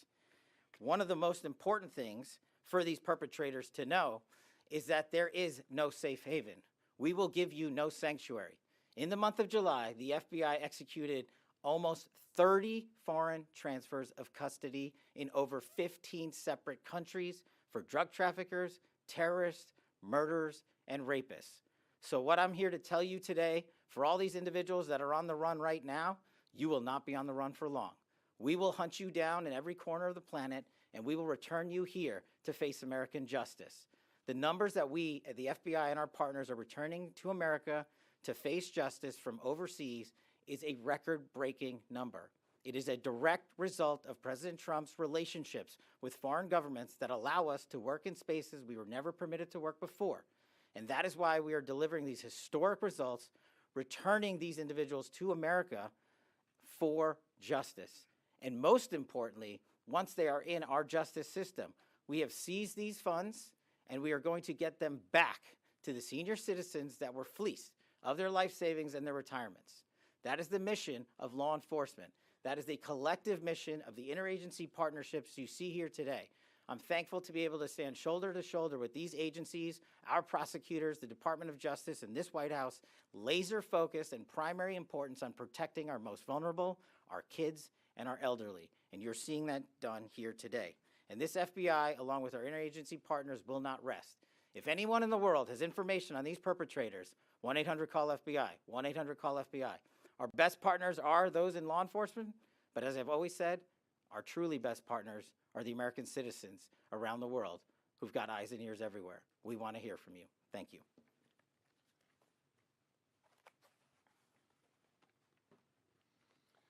Thank you, Director Patel. My name is Tyson Duva. I'm the Assistant Attorney General in charge of the Criminal Division here at Maine Justice. And the Criminal Division is proud to announce with our law enforcement partners here and with the leadership of President Trump and our Acting Attorney General Blanche, some new cases and rewards here based on recent events. Under President Trump and Acting Attorney General Blanche's leadership, the Department of Justice's main goal is to totally eliminate cartels like CJ&G. The Criminal Division, our partners, and those who you see here on this stage, carry out that fight every day. We have had tremendous recent success against the two largest drug trafficking organizations in Mexico, the Sinaloa cartel and CJ&G. Since President Trump took office, high-value removals via extraditions and expulsions have numbered over 200, putting some of the most dangerous cartel figures in U.S. custody and in American courtrooms. About 2 weeks ago, some of us on this stage, including Mr. Cole and I, sat in the storied federal courthouse in Brooklyn and did some press after and watched our prosecutors and agents secure a life sentence for El Mayo, the co-founder of the Sinaloa cartel and perhaps the most heinous and violent narco-terrorist in the history of mankind. During President Trump's first term, our prosecutors convicted his co-founder, El Chapo Guzman, and last year we convicted Chapo's sons, Ovidio and Joaquin Guzman Lopez, who also face life in prison. We are dismantling the Sinaloa cartel. The same pressure is now on CJ&G. Last Friday, Antonio Oseguera Cervantes, brother of the late CJ&G boss El Mencho, pleaded guilty. And in April, the CJ&G co-founder, Eric Valencia Salazar, pleaded guilty. They both face life in prison. We are pleased to announce the increased monetary awards are being offered for information leading to the arrest or conviction of two CJ&G leaders charged by the Criminal Division. As Mr. Cole explained, those are Juan Carlos Valencia Gonzalez Palon and Arias Flores Silva Jardinero. Mencho's stepson, Palon, is by all accounts the new CJ&G leader. Jardinero is the regional commander who runs a vast logistics network for CJ&G. The Criminal Division charged both during President Trump's first term, and in May of this year, we brought new drug trafficking, weapons, and money laundering charges against Jardinero. There are new charges and rewards that we are announcing today. We are announcing federal charges brought by the Criminal Division prosecutors against 5 senior members of CJ&G in the District of Columbia, which were unsealed yesterday. All 5 are charged with drug trafficking and firearms offenses. The 5 defendants are as follows. Julio Alberto Castillo Rodriguez, or Choro. This is Mencho's former son-in-law and a senior CJ&G leader who allegedly trafficked tonnage quantities of methamphetamine and cocaine in controlled territories by force and violence. Hugo Gonzalo Mendoza Gaitan, or Sapo, is Mencho's godson and senior CJ&G leader who, in addition to trafficking meth and cocaine into the United States, procured most of CJ&G's weapons, trained sicarios or hitmen, and oversaw operations. Ricardo Ruiz Velasco, or Tripa, is a senior CJ&G lieutenant who oversaw CJ&G's criminal activities in several Mexican territories. Tripa is charged with conspiring to import heroin and fentanyl. Lastly, Julio Cesar Montero Pinzon, or Tarjetas, and Carlos Andres Rivera Varela La Firma founded and led CJ&G's Grupo Elite, a unit of heavily armed sicarios that controlled communities and government officials alike with violence. They trafficked tonnage of quantities of meth and cocaine into the United States. Tarjetas and La Firma are also charged in separate fraud indictments in the Eastern District of New York. And a word on the fraud indictments.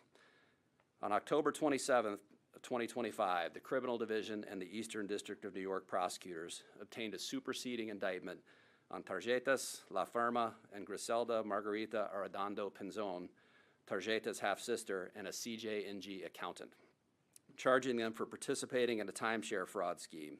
And here's how it worked. CJ&G targeted Americans who were aspiring to own or already own timeshares in Mexico, many of them elderly, and promised them profits for selling or renting them. But first, the victims had to pay taxes and advance fees. Of course, the profits never came. Once someone paid, the fraudsters contacted them again, posing as lawyers or officials who could recover the money for another fee. Of course, it was fake. The scheme morphed and continued, with the fraudsters even claiming that the victims actually paid a cartel and would be arrested if they did not pay more, which they did. One particular victim, an 83-year-old individual, an American, who bought a timeshare many years ago for $179,000, was duped at each level of this phase. He paid advance schemes to begin with. He fell for fake real estate websites and title companies. He was victimized again by attorneys who sent their bar information and fake websites who claimed that they could get his money back. Of course, they were impersonators and they could not. Government agencies then contacted him for additional fees on using government letterhead and spoofed government websites. And then again, Mexican law enforcement contacted him and demanded he pay criminal and civil fines because he had apparently paid a cartel. It went on and on. It victimized this man for hundreds of thousands of dollars over 8 years. Between 2019 and 2023, the scheme has defrauded over 6,000 Americans of over $400 million. And CJNG, of course, used this money to fund its operation, traffic poison, buying guns, and paying bribes with the life savings of Americans. Together, the DOJ, the Department of Homeland Security, and the State Department are announcing millions of dollars in rewards for the arrest and capture of those at large. You cannot hide from any of us. We will find you, and we're coming for you. And now I'd like to turn it over to Matt Milholland with HSI.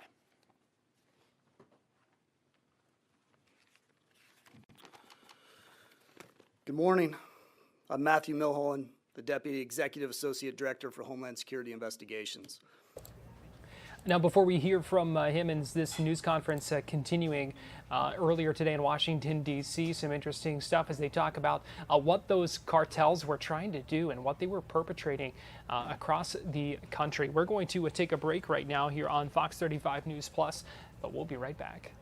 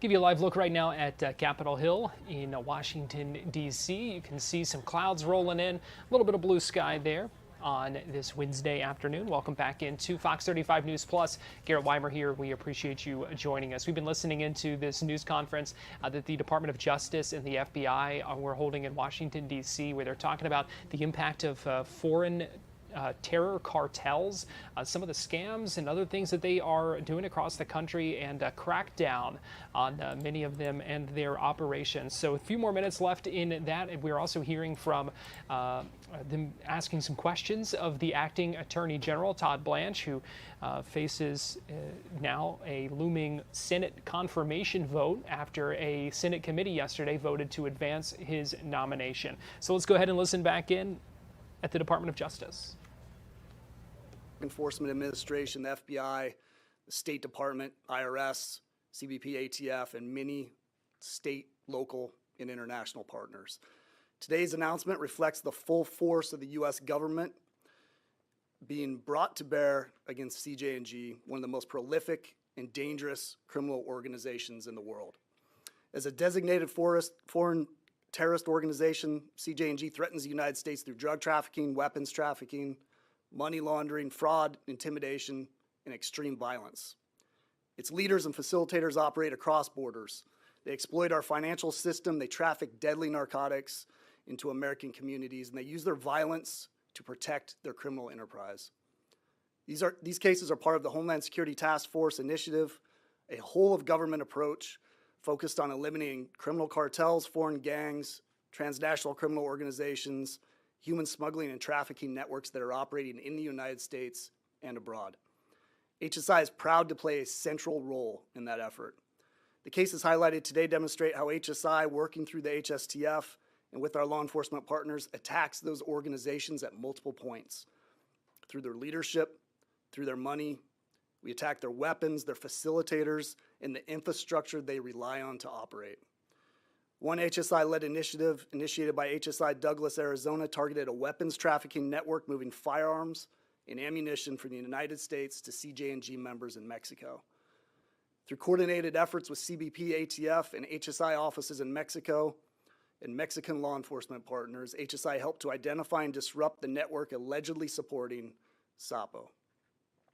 As alleged in court filings, SAPO procured weapons for CJ&G, he trained sicarios at cartel training camps, and he oversaw violent operations across multiple strategic locations.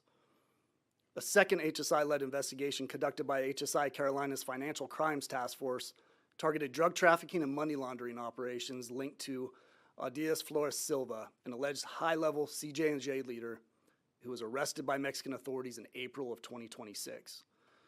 To date, those efforts have resulted in the seizure of more than $6 million in bulk U.S. currency, 1,100 kilograms of cocaine, 94 kilograms of meth, aircraft, firearms, and the rest of 19 individuals.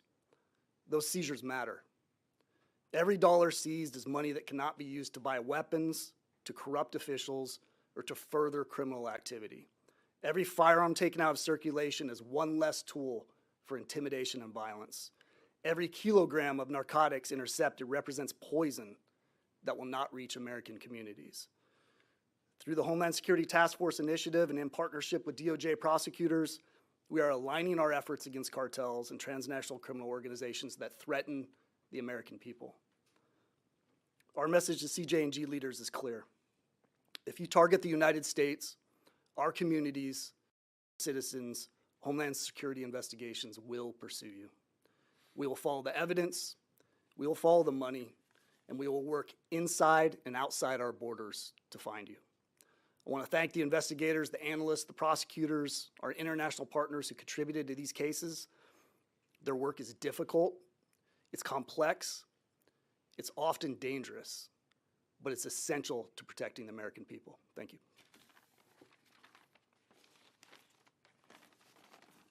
Next up is my colleague from the IRS.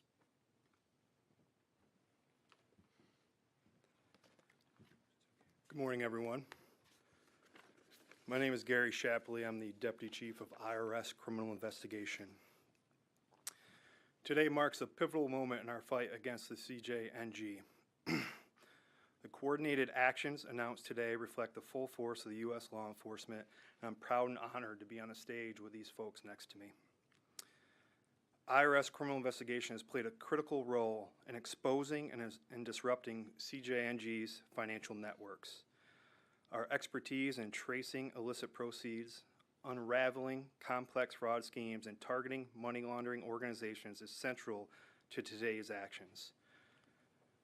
whether laundering funds through intermediaries or legitimate financial institutions, or attempting to conceal the income earned through cryptocurrencies, IRSCI enhances the capabilities to ensure the proceeds of these criminal conduct are not available to continue to promote their schemes or to enrich the leadership of the targets that were indicted today, unsealed today. CJNG's fraud operations targeted Americans who owned timeshare properties in Mexico. Victims were cold called, manipulated with fraudulent documents, and pressured into sending money. Oftentimes, U.S. victims lost their entire life savings to these schemes. After CJNG's designation as a foreign terrorist organization, it became even more important to pursue prosecutions against these perpetrators, and IRCI's work resulted in obtaining direct evidence critical for prosecution. Operation Borrowed Time was a cryptocurrency money laundering operation led by IRS Criminal Investigation in close coordination with the FBI and DEA. Our New York team uncovered direct communications with CJNG leaders, including those individuals indicted today. IRSCI, when we're on the stage, you know that we're coming after everything. We're going to find your funds, we're going to find your money, and there's going to be no border that we can't cross to find and to take that money back to make the Americans whole that were defrauded. Today's coordinated action sent a clear message. No criminal organization is beyond the reach of U.S. law enforcement, and we will use every tool at our disposal, whether it's financial tracing, undercover operations, asset forfeiture, and prosecution, to dismantle the CJNG and defend our communities. I want to thank our New York team and all of our partners up here on stage, and it just shows the resolve of this administration and the United States government to protect the United States citizens. Thank you.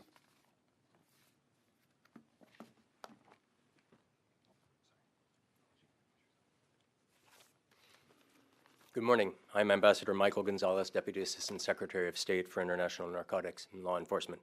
I'd like to thank the Department of Justice for hosting this unprecedented announcement today. As President Trump has said, it's time for America to wage war on cartels. Well, CJNG, we're coming after you. Today, in this historic action supporting President Trump's directive to eliminate narco-terrorist cartels, the State Department is announcing more than $100 million in reward money for information leading to the arrest and/or convictions of 8 leaders and associates of Cartel de Jalisco Nueva Generación. This includes a $25 million reward offer for Juan Carlos Valencia Gonzalez, also known as Pelon, the leader of CJNG, who rose to power following the death of the cartel's former boss, El Mencho. Pelon and his vicious organization are directly responsible for poisoning many American communities with illicit fentanyl, heroin, cocaine, and methamphetamine, and fueling massive violence. They are responsible for the murders of hundreds of thousands, including countless American citizens.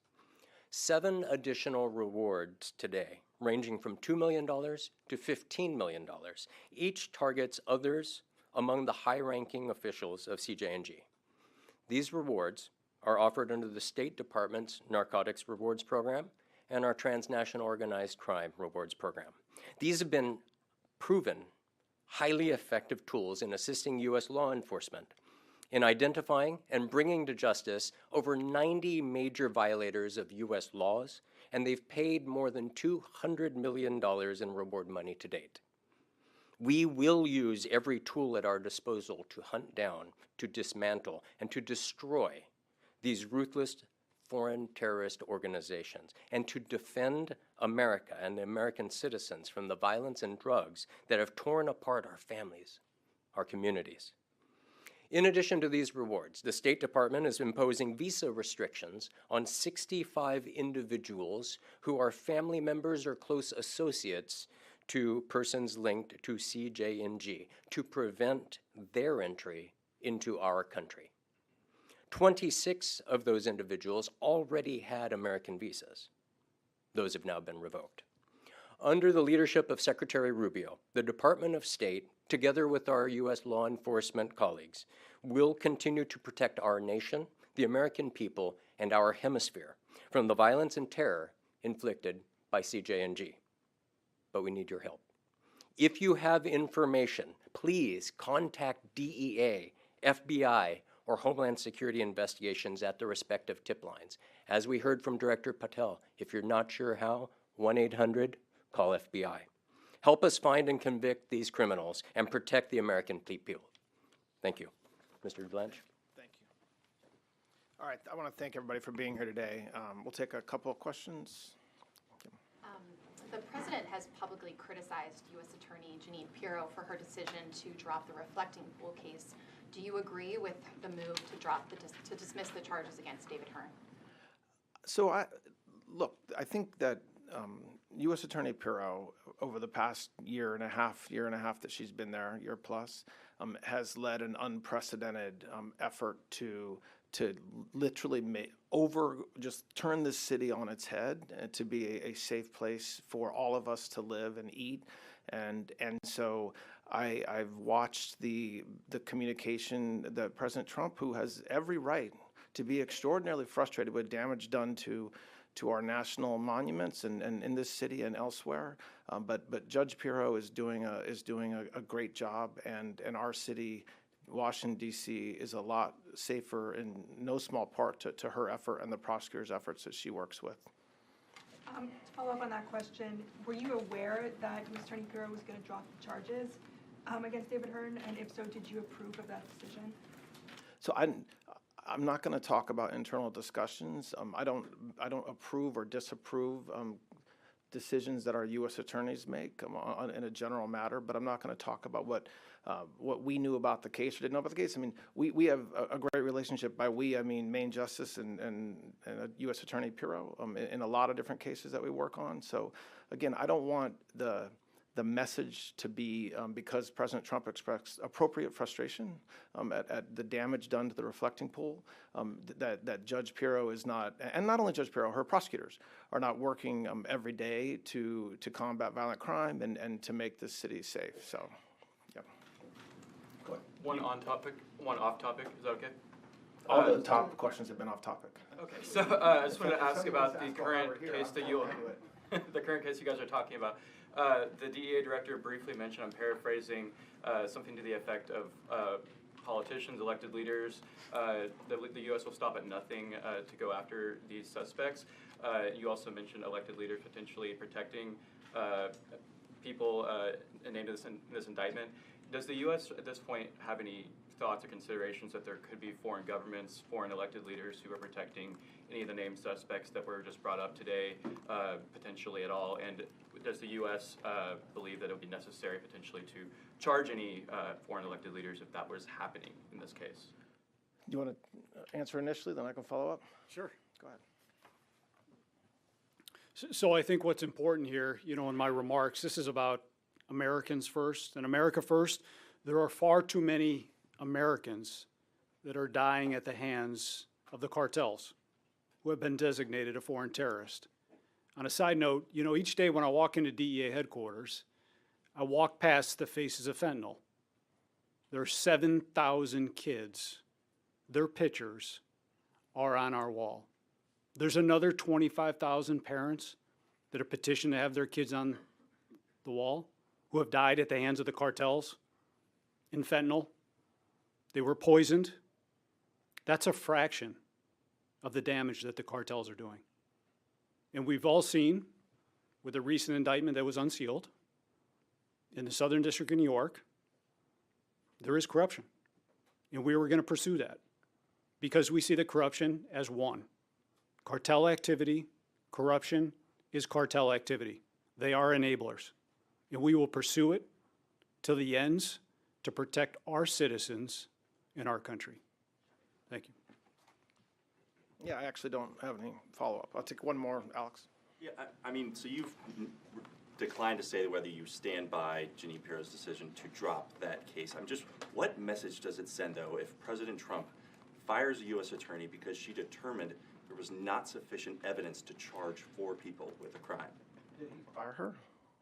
What what message would it send us if Hypothetically, if the president chose to fire a United States attorney, it turns out he's allowed to do that because he's the president of the United States. So I don't. And by the way, if President Trump wanted to fire anybody, right, and within his administration, he understands he has the power to do that. So when he makes a decision about whether to fire a U.S. attorney or anybody else, that's his. As far as any message, what I said earlier, Alex, is true, which is that when you look at the D.C. U.S. Attorney's Office's body of work over the past year and a half and where we are in this city compared to where we were, they are doing a phenomenal job.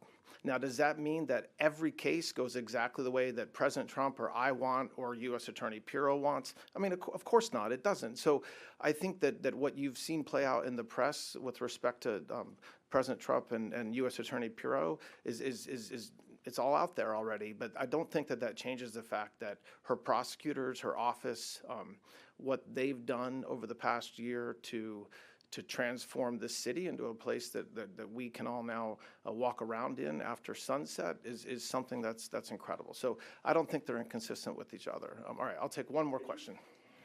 Sir, as you step into the next phase, presuming you're confirmed in this job, the president will certainly hold you accountable for moving forward with any of the cases that are in his sort of collection of desired outcomes, whether it's Comey, whether it is anything related to the reflecting pool.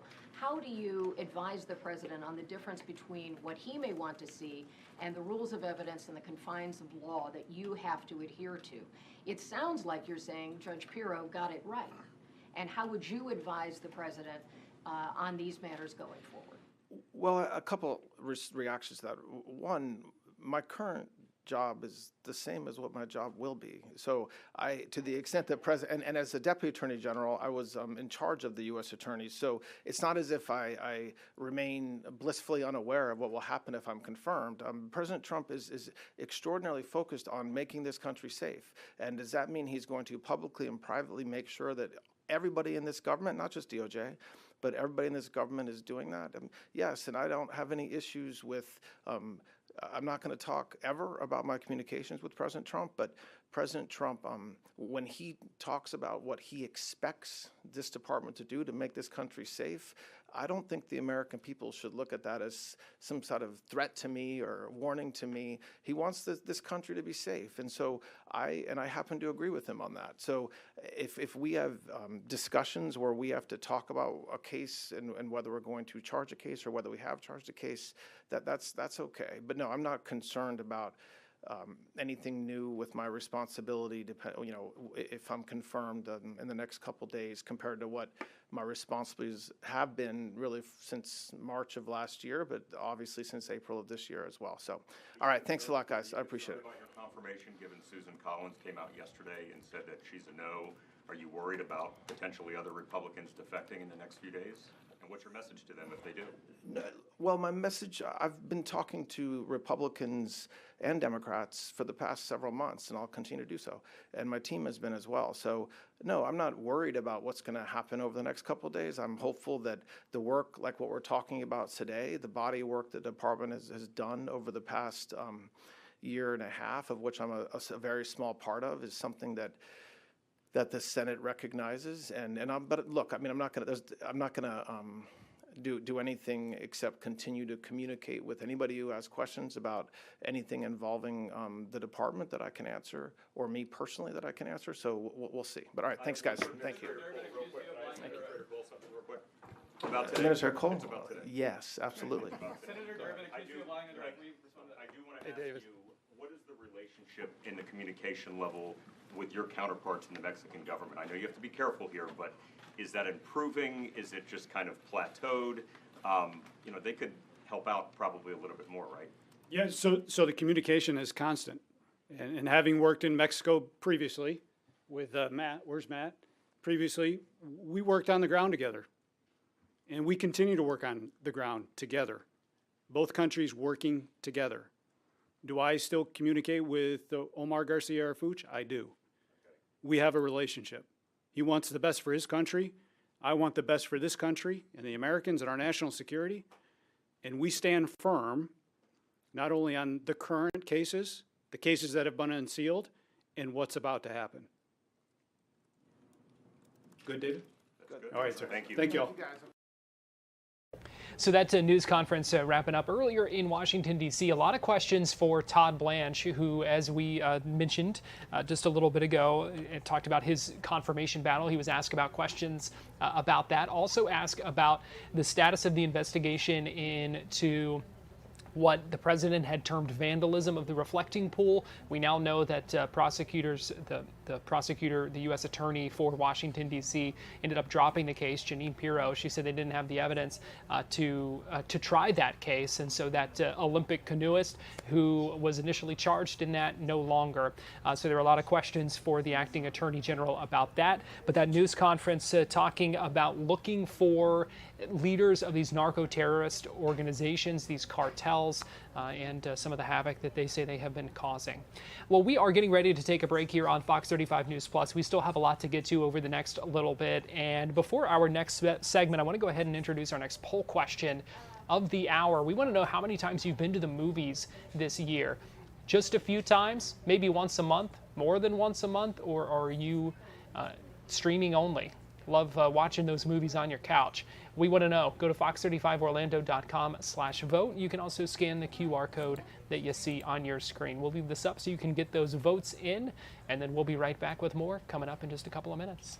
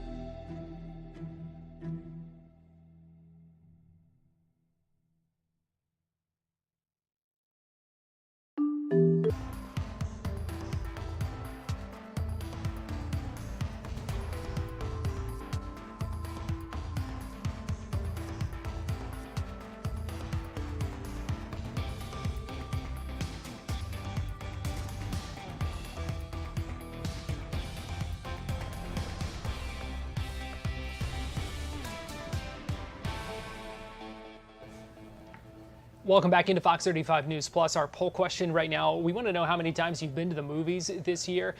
Looks like more than once a month. Just pulled ahead. Get those votes in, fox35orlando.com/vote, and scan the QR code that you see on your screen. The reason we're asking is because another record set at the box office this past weekend with Spider-Man Brand New Day, shattering box office records, a massive $360 million domestic debut. And this is not the first movie this year to have a huge showing, really bringing folks back to movie theaters. We talked about The Odyssey when that was released, now Spider-Man Brand New Day, and more movies coming up as well this year that could have similar impacts. And so Fox 35's Reina Nieves spoke with Jerry Houston, who is an at-large officer with the Critics Association of Central Florida, to talk about the impact of Spider-Man and how it fits into a broader return to the movies. We are talking all things Spider-Man. When you saw these ginormous numbers and fan reaction, what first comes to mind? You know, it's well deserved. Marvel had a rough patch there for a little bit, and I think the fans started to get worried, but it was one of those too much and not enough quality, right? So now they're back to doing just a few things, but they're doing them really, really well, and Spider-Man brings Marvel magic back to the screen in a way that hasn't been seen in years. And what do you think contributed to the success? Was it successful marketing, or what you mentioned, like the IP fatigue kind of? Yeah, I think it's a little bit of everything, right? Definitely anticipation for Spider-Man. Spider-Man has never been more popular, right? They can put out a Spider-Man movie every year, and it's just going to be #1 whenever it comes out. But Tom Holland is magical as Spider-Man. I know I used that word already once before, but it's true. He's got this magnetism on screen that you can't look away from. He's genuine. He brings heart to Peter Parker in a way that previous installments haven't. And I think people were really excited about that, because the last time we saw Spider-Man, you know, we were in a place where everybody had to forget who he was. And I think everyone really wanted to know where that story was going to go. Valid. Yeah. And so here in Central Florida, we have really big, high grossing theaters. Like we have the ones at Icon Park and Disney Springs. Yep. So what are you hearing from people that are wanting to watch these movies in theaters as opposed to waiting for streaming? Yeah, people want to see this in theaters. They want to have that reaction with other people in the theater, because when you're sitting there watching it with an audience, you're all gasping at the same time or you're cheering at the same time. It's this collective experience that I think people really like. And these theaters around here, it has been really hard to find seats, more than one single seat. You could sit separately from your friends, but who wants to do that? It's been really hard to find seats that you can get at a screening that's not, in the middle of the night or super early in the morning, which is a good thing, right? I know over the weekend, AMC posted their single best weekend ever worldwide. Because of this movie, because of The Odyssey, and because of Toy Story 5 out in theaters. It's this wonderful trifecta of bringing people back to the theater. Wow. Have you seen it yet? How was your ticket buying experience? No, I saw it, and the ticket buying experience was early, as soon as they went on sale, because you have to. It's almost like a concert, right? Like a pre-sale. You want to get in as early as you can to secure the seat that you want, because it has to be somewhere in the center. You don't want to be in the back row or all the way on the end, or worse, all the way in the front row, right? That's true. Yeah. So we spoke about big theaters, but like we see small theaters like Enzian and then smaller theaters like that. Do you think that this kind of tidal wave of success, does it hurt small theaters, or what do you see on that perspective? I think when one theater succeeds, they all succeed. So the smaller theaters are happy to have that foot traffic as well, because a lot of people might not realize most of that ticket price goes to the movie studio. The theaters are really banking on you buying that popcorn, buying that soda, and they all now have a chance to reintroduce people to the theater who might have been staying away over the past few years, and welcoming them back with as much popcorn and candy as they can. Good stuff. I love a good popcorn at the theater. Right. What do you think, what do you see? I mean, obviously we have, as you mentioned, The Odyssey, Toy Story, some huge movies that have come out. What do you think this means for the future of Hollywood? What do people want to see from now on? I think production has slowed a bit in Hollywood, but that's a good thing because people are spending more time on quality product. For a while, it's, you have this fire hose of films coming out, and it's hard to capture the really good ones that are mixed in there too, because a lot of it is just being pushed out quickly. But these, they're taking their time. Like later this fall, we have Avengers Endgame getting re-released with 7 minutes of additional footage, setting up Avengers Doomsday, which is the next big tentpole in December for the Marvel Cinematic Universe. But then you also have Dune 3 on the way out as well, which, as for now, they still share the same release date. So the theaters are going to have another crazy weekend on their hands. Yeah, I mean, this goes back to like back when we saw Oppenheimer and Barbie, like Right. that whole resurgence. Talk to me about like this post-COVID kind of resurgence back to the theaters.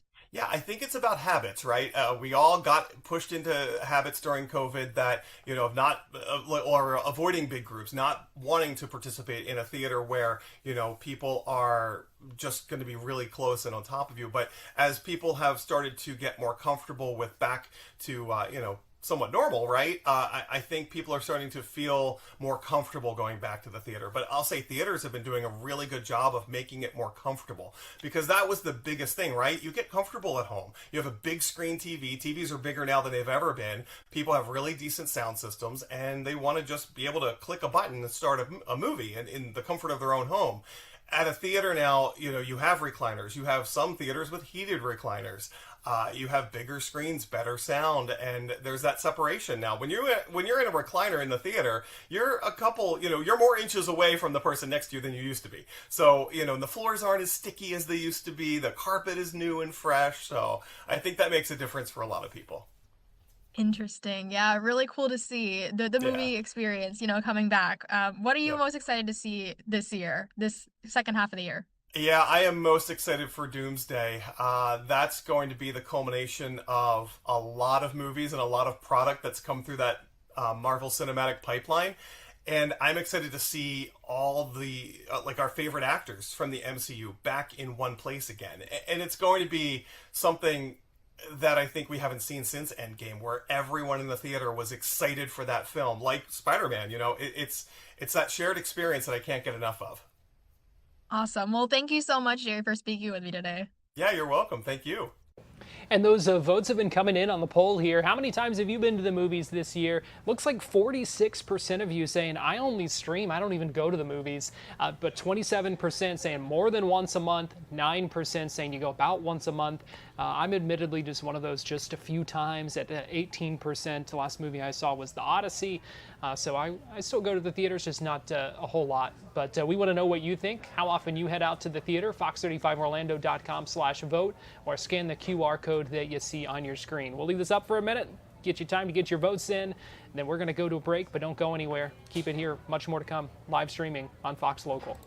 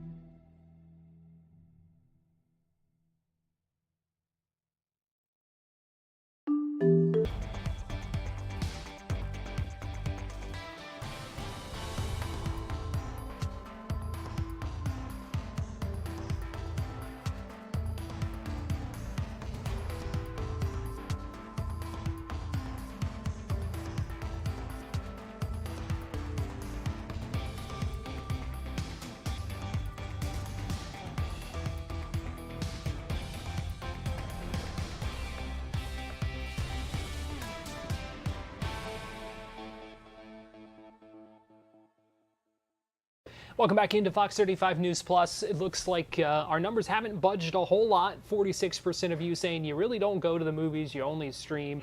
But you can still get those votes in. Go to fox35orlando.com/vote or scan the QR code that you see on your screen. Welcome back in. Garrett Weimer here. We appreciate you joining us on this Wednesday afternoon. We are live inside the Fox 35 Orlando newsroom today, and we appreciate you joining us. I want to let you know we still have a lot more to come, including a news conference at 2 o'clock from DeLand PD, where we're going to get an update on the 17-year-old who was arrested and charged in the murder of 2 teenagers found dead in DeLand last week. This had been a mystery. Yesterday, police finally identified the suspect, and we now know that suspect is in custody, taken into custody by U.S. Marshals today. And so we're waiting for more details on that, and that'll be coming up in our 2 o'clock hour. So about half an hour from now, we expect that update from DeLand Police. Also in our 2 o'clock hour, we're going to continue our conversations with the Orange County mayoral candidates. Today, we're speaking with Clerk of Court Tiffany Moore Russell, who joined me earlier today to record a conversation about some of the most pressing issues that she sees facing Orange County and how she, as mayor, would address them. So we are continuing our conversations with those candidates today. You'll be able to watch that in our 2 o'clock hour on Florida Live right here on Fox Local. We also had the chance recently to speak with the head softball coach at the University of Central Florida, Cindy Ball Malone, who not only coaches at UCF, but also coaches in the Athletes Unlimited Softball League. This is a professional softball league, and she took the Utah Talons in her first season of coaching them back to the AUSL championship, and they won. So they have now won back-to-back championships. This year, Coach Bear, her first time winning that championship in her first season with the Talons. I had the chance to speak with her about what that experience was like, and now what that means for her bringing some lessons learned back here to Central Florida. Coach Bear, bringing home a championship in your first year of coaching in the AUSL. What was that like? What was that experience like? Oh, it was just so amazing. The people that I got to meet, be around, and then playing the game or coaching the game that I love, and then playing for the Utah community. Wow, it's breathtaking. It was an adventure and a journey that there aren't even words for it. It was just so amazing to be a part of, and the adversities we went through, and pinching myself a lot here. Yeah, coming into this, I mean, did you expect? You always have goals, obviously, but did you expect to have such a successful first season in the AUSL? Yeah, I mean, honestly, that was the standard and the expectation. The Talons won it last year in the inaugural year of the AUSL. And that was my first question to them when I jumped on a Zoom call with them in March, maybe even early April. And I asked them, like, what are your goals? What do you want to do? What's your mission? And they said, we want to repeat. And they said it like so matter of fact. And so I knew that was the goal and the task at hand. We have such a mature leadership group within the program and within the team. And so, I mean, that was where our eyes were going and what we were set out to do the entire season. Pretty cool stuff. I'm curious how different it is coaching professionally compared to, what you do here in Orlando, coaching at the collegiate level. Yeah, so I actually got to answer this question today with somebody from Salt Lake. And so I think Bree Ellis, she shared with me that Bree Ellis said that I was a motivator and I coached each game like it was the most important game we played. And so I actually learned something hearing that information from one of the athletes, that in that aspect and in that regard, it's very much so the same. They want to compete. They want to be motivated. They love playing as a team and going after one common goal. And then I would say the difference is that these athletes and these women know what works for them. They know how to advocate for themselves when they need something. and they understand what's required for them to compete at the highest level for themselves. And so I think that's maybe the difference, where at the college level, you're helping these young adults, these young women, learn how to navigate through that information and then learn how to speak up for themselves. Did you learn anything, or is there anything maybe that you just experienced that kind of sticks with you that you're going to bring back to UCF and coaching this season? Yeah, I learned a ton, and it could have been from anybody that we were interacted with, our trainers, our TMO, who's kind of like our director of operations. I mean, I got to be the head coach for a GM that, I mean, the name in the game, Lisa Fernandez, like I learned so much from her. She is the greatest athlete to ever play this game. And you understand why when you see her take this, the task of how she approaches this game on a day-to-day basis is it's so unique and rare. And so I learned that. And then from the athletes, I learned that, especially from the pitching staff, being really good at what you're good at, and like kind of bringing the old school softball back a little bit. We had so many pitchers that pitched complete games, and they didn't have to throw all the different things that we're kind of saying that we need to do in today's college game. And so I learned to like go back to the basics and the foundation. And I'm so excited to share that information. But I'll tell you this, winners know how to win. And so I learned that belief, sticking together, those are always the ingredients to success and winning. And I think we do a really good job of that at UCF, and we're going to continue to push that. I want to talk big picture and get your thoughts. It seems like it is softball's time. I mean, from having the AUSL and the attention that it's getting really on the up and up, it seems like the College World Series just does better year after year. I mean, I'm curious if, from your perspective, if you agree, like that it just seems like that softball is on a exciting trajectory right now, and what you think that means for the future.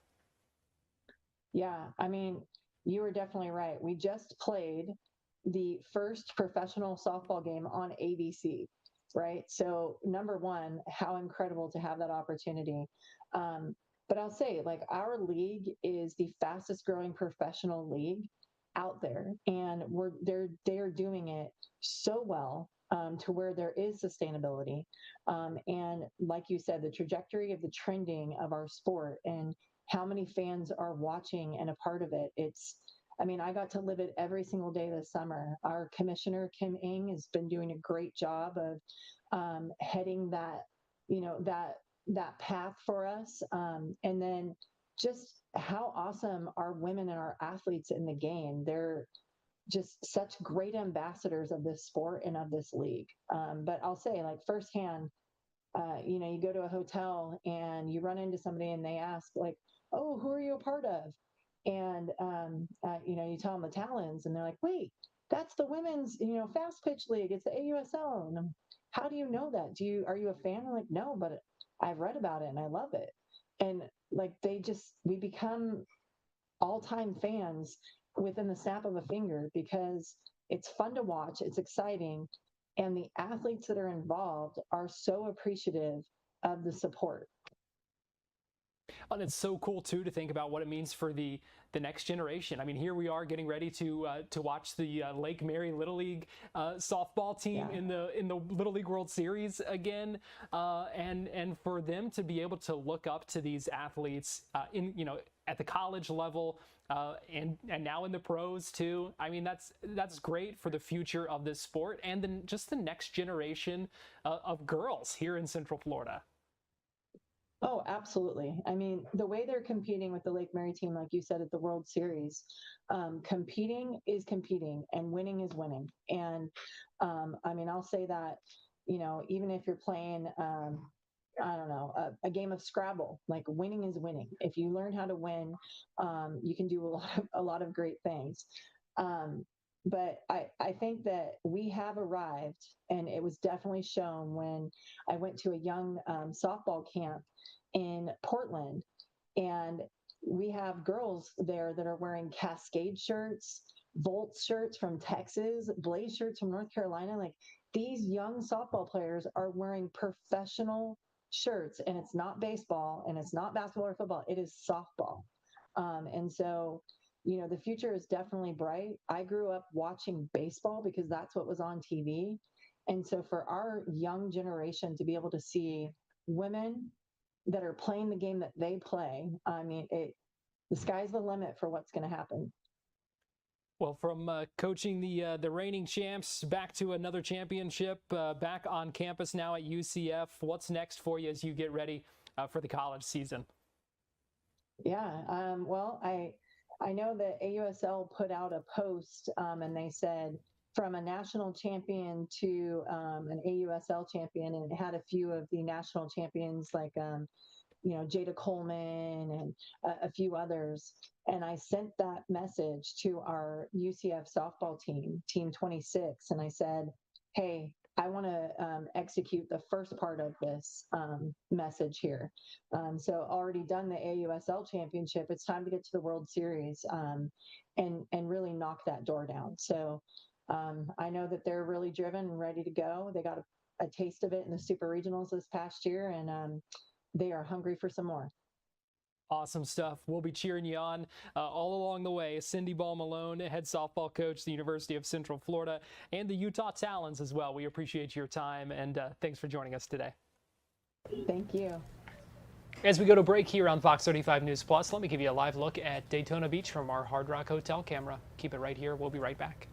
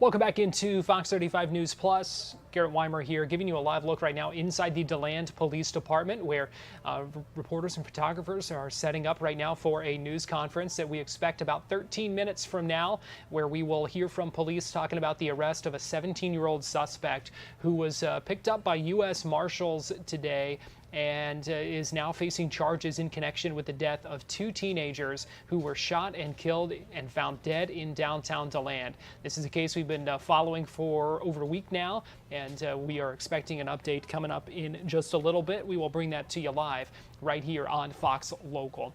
Now I want to get you to a roundtable discussion earlier today where we heard from the Vice President, a number of others as well, speaking about some of the administration's anti-fraud efforts. We know Senator Ashley Moody was in attendance at this roundtable earlier today, as we heard from Vice President J.D. Vance and others.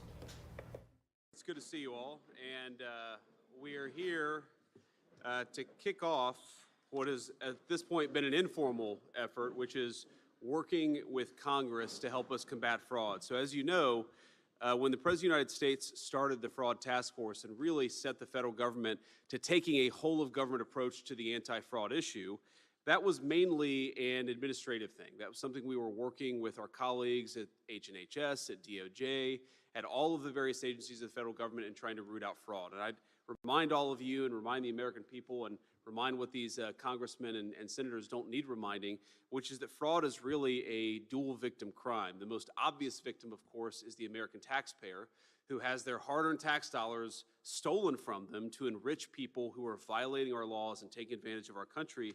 But I think more profoundly and more sadly, the second victim of fraud are the people who benefit from programs that the American people have set up in their generosity and in their kindness of spirit, and those programs don't function as well or don't even have the resources necessary to work because they've been stolen from by fraudsters. I think an example that is particularly close to my heart because we have a 2-week-old newborn at home is a program that we set up through the Medicaid program to actually provide high-quality health care to new moms and to newborn infants. To people who can't afford high-quality health care, we, as a generous nation, ensure that they have access to the resources that they need. And yet, we have, working with DOJ and others, we have identified, prosecuted a number of cases of people where they have taken from this program, not provided an ounce of service to a new mom or a young baby, and enriched themselves by literally taking money from the medical care of newborn infants. This is despicable behavior, and it's something that we've allowed to go on for too long in the United States of America. I'm very proud that you could not just look at these sort of qualitative stories about what's going on, but we can actually measure the success of the Fraud Task Force. Working with Andrew Ferguson and with Steve Miller, two of the great all-stars of the Trump administration, we have been able to identify $230 billion of fraud just since the Fraud Task Force was set up, and that's frankly by conservatively estimating it. Andrew and I had a meeting in my office last week, and he said, do you want to estimate it conservatively or do you want to estimate it aggressively? And I said, well, I kind of want to estimate it aggressively, but then all you people will criticize us. So let's estimate it conservatively so that we can give the American people the most rock-solid explanation of how this task force is working to protect their money. We've been able to stop $56 billion in fraudulent payments that would have otherwise gone to fraudsters rather than to the people who need them. And in the process, we've saved, obviously, the American people a lot of money.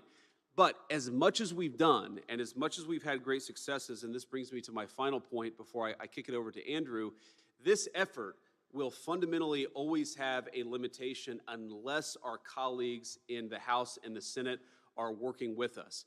We don't want the next administration, whoever, God forbid, you're going to have President El Sayed in 3 years. We don't want him to undo all the incredible work that we've been doing when we've been taking out the fraudsters and saving the American people money. And in order to make this really work, we need our colleagues in Congress to really codify some of this stuff, to make sure that it becomes law.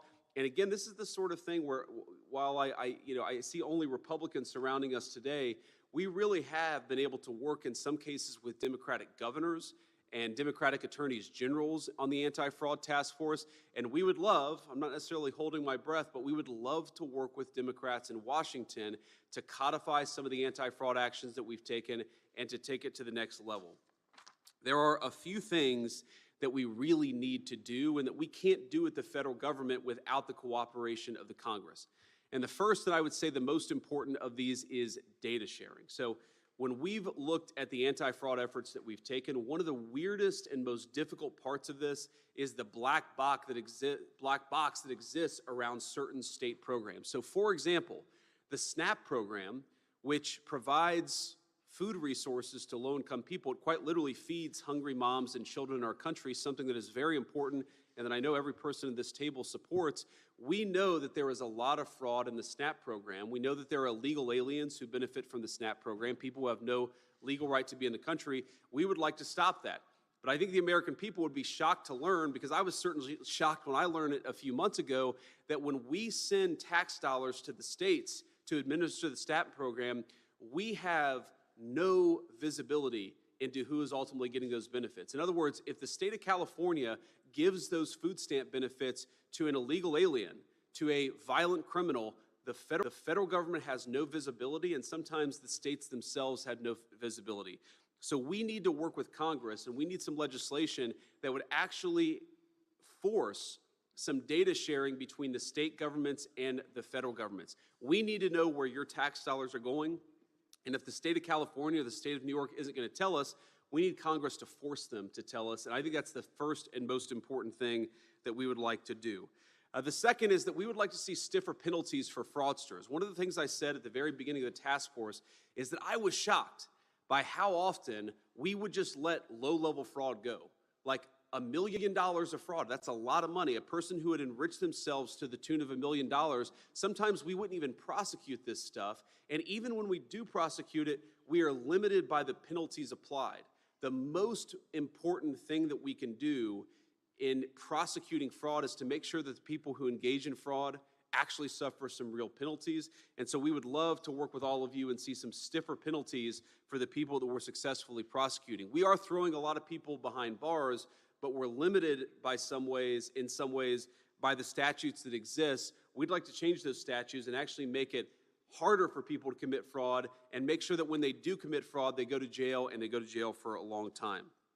And finally, we need a little bit of money, not a lot of money, and frankly, we're saving way more money than we're taking in, but the Fraud Task Force, it involves every single agency of the federal government.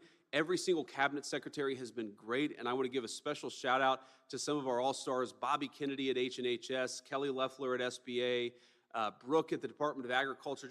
We've really had a whole of government. Our soon-to-be new Attorney General, Todd Blanche, has just been amazing to work with, and I know other people will say more about that. But we need a little bit of resources, because while we're saving the American people billions and billions of dollars, and we're not spending very much, we need a little bit more appropriated to expand this fraud effort. I think we'll save even more money in the process.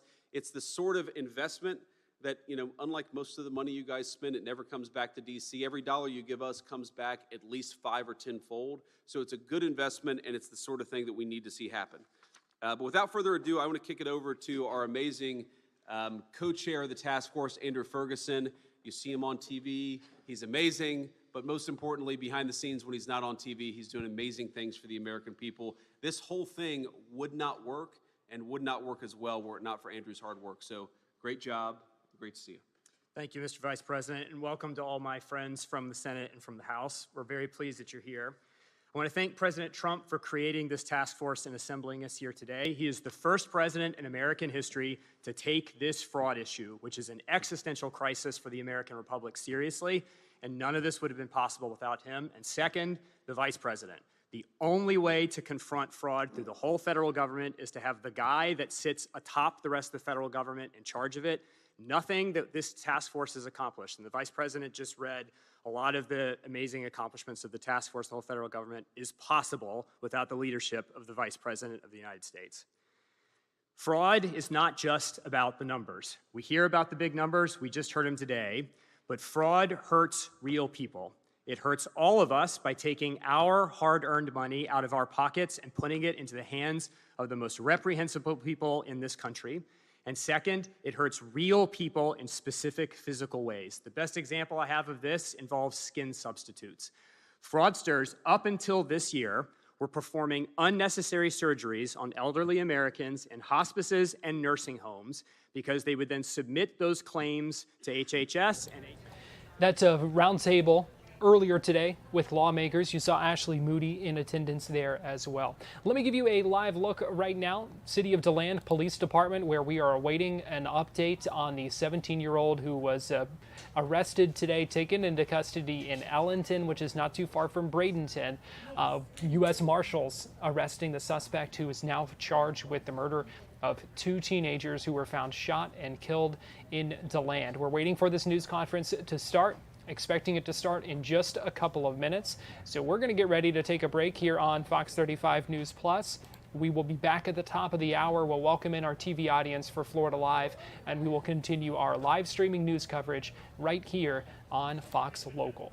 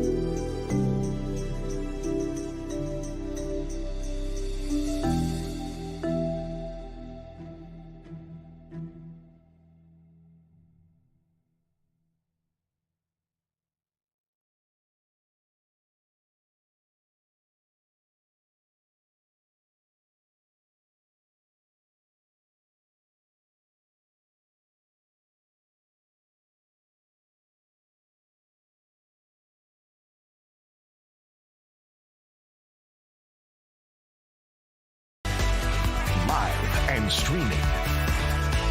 This is Florida Live. Well, good afternoon to you. Welcome into Florida Live. Garrett Weimer here, and thanks for joining us on this Wednesday afternoon, live on Fox Local, YouTube, Facebook, and on Fox 35 TV. Things look a little bit different. We're in our newsroom today here at Fox 35 Orlando. We appreciate you joining us. I want to let you know a couple of things that we are standing by for. Getting ready to begin any minute now. I'm going to give you a live look inside the City of DeLand Police Department, where we are waiting for a news conference to begin any minute now, expecting police to talk about the arrest of a 17-year-old suspect who was taken into custody today in Allenton, over near Bradenton, who is now charged with the murder of 2 teenagers who were found dead in downtown DeLand just last week. Let me show you the mugshot, or excuse me, the previous photo. This was the photo that they had put out when they were looking for the suspect, Keon Rundell. Police identified him as the suspect yesterday, but just several days after the victims were found dead, and then the U.S. Marshals Service taking him into custody. Earlier today, they had been describing him as armed and dangerous. He is now facing charges and is arrested on 2 counts of second-degree murder related to the deaths of Dustin Rose and Samson Campbell. Rose is just 19 years old. Campbell was just 18 years old. This suspect, again, 17 years old.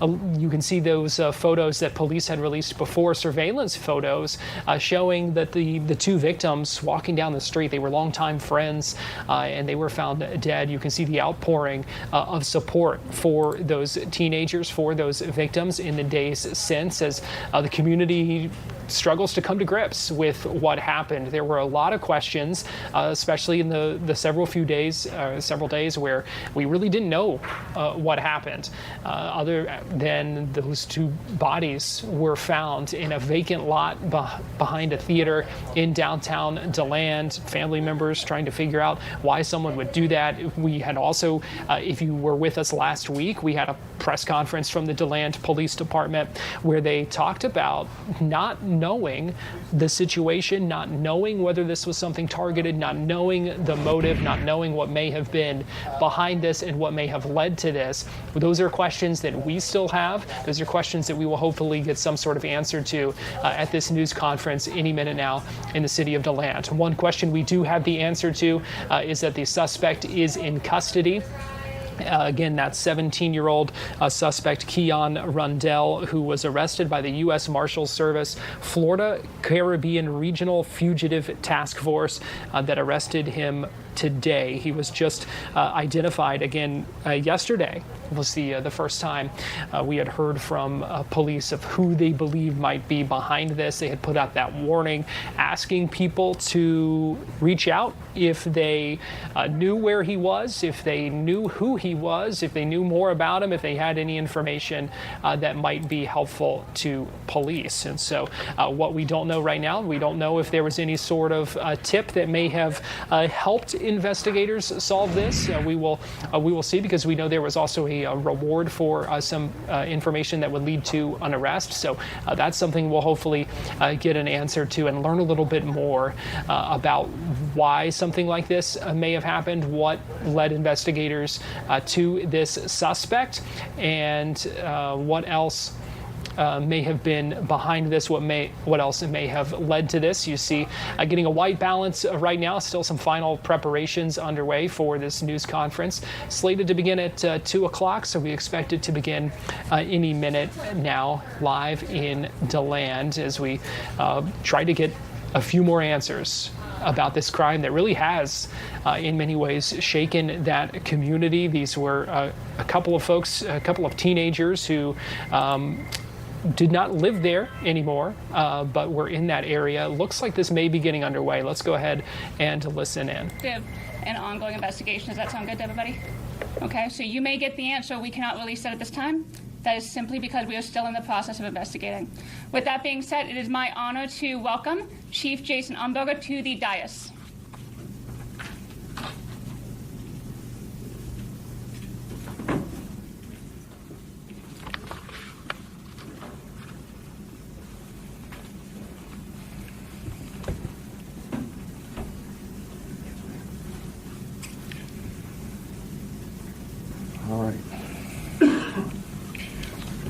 All right, well, good afternoon. I am Chief Jason Umberger with the DeLand Police Department.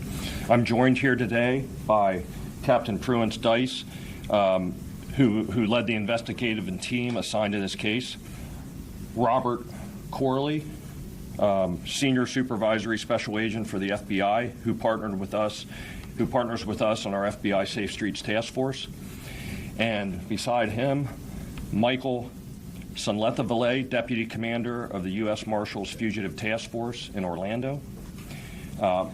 Last, and certainly not least, not last, but who needs no introduction, our State Attorney from the 7th Judicial District, R.J. Larizzo, and Andy Urbanik, Assistant State Attorney in the 7th Judicial District, who worked on this case with our investigators. I'm here today to give an arrest update on our double homicide case. But before we get into those new details, I want to state that all of the work that has been done thus far, and which continues to be done, has been done on behalf of 19-year-old Dustin Rose and 18-year-old Samson Campbell and their families. I am incredibly proud of how hard Captain Dice's investigative team has worked, dedicating nearly 1,200 hours of combined investigative time to this case in just under a week to identify and develop evidence to bring us to where we are today. With that being said, in a little bit I'm going to announce that an arrest has been made in this case. At this time, I will be releasing all of the information that we can regarding the murders, the investigation, and the arrest. Please understand that this investigation is still active, Any details that I leave out now are not being shared for the purpose of protecting the integrity of the case and our ongoing investigative efforts. To summarize, on the evening of Wednesday, July 29th at approximately 10:40 p.m., our officers responded to a report of 2 deceased persons located on a vacant industrial property at the rear of 213 West New York Avenue. The investigation into both of the individuals' deaths began immediately, and our team of DeLand PD investigators worked through the night and into the next day, and as I said, nearly nonstop until today. By the following afternoon, July 30th, we had already obtained, through our investigative efforts, surveillance footage of an unidentified person of interest. We continued to work with our federal, state, and local law enforcement partners to gather evidence and information leading to the execution of a search warrant late Saturday night, August 1st. This search warrant was executed by the Volusia County Sheriff's Office SWAT team. During the search warrant, our investigators recovered clothing that we believe the suspect was wearing and the e-bike we believe he rode to and from the crime on the night of the murders.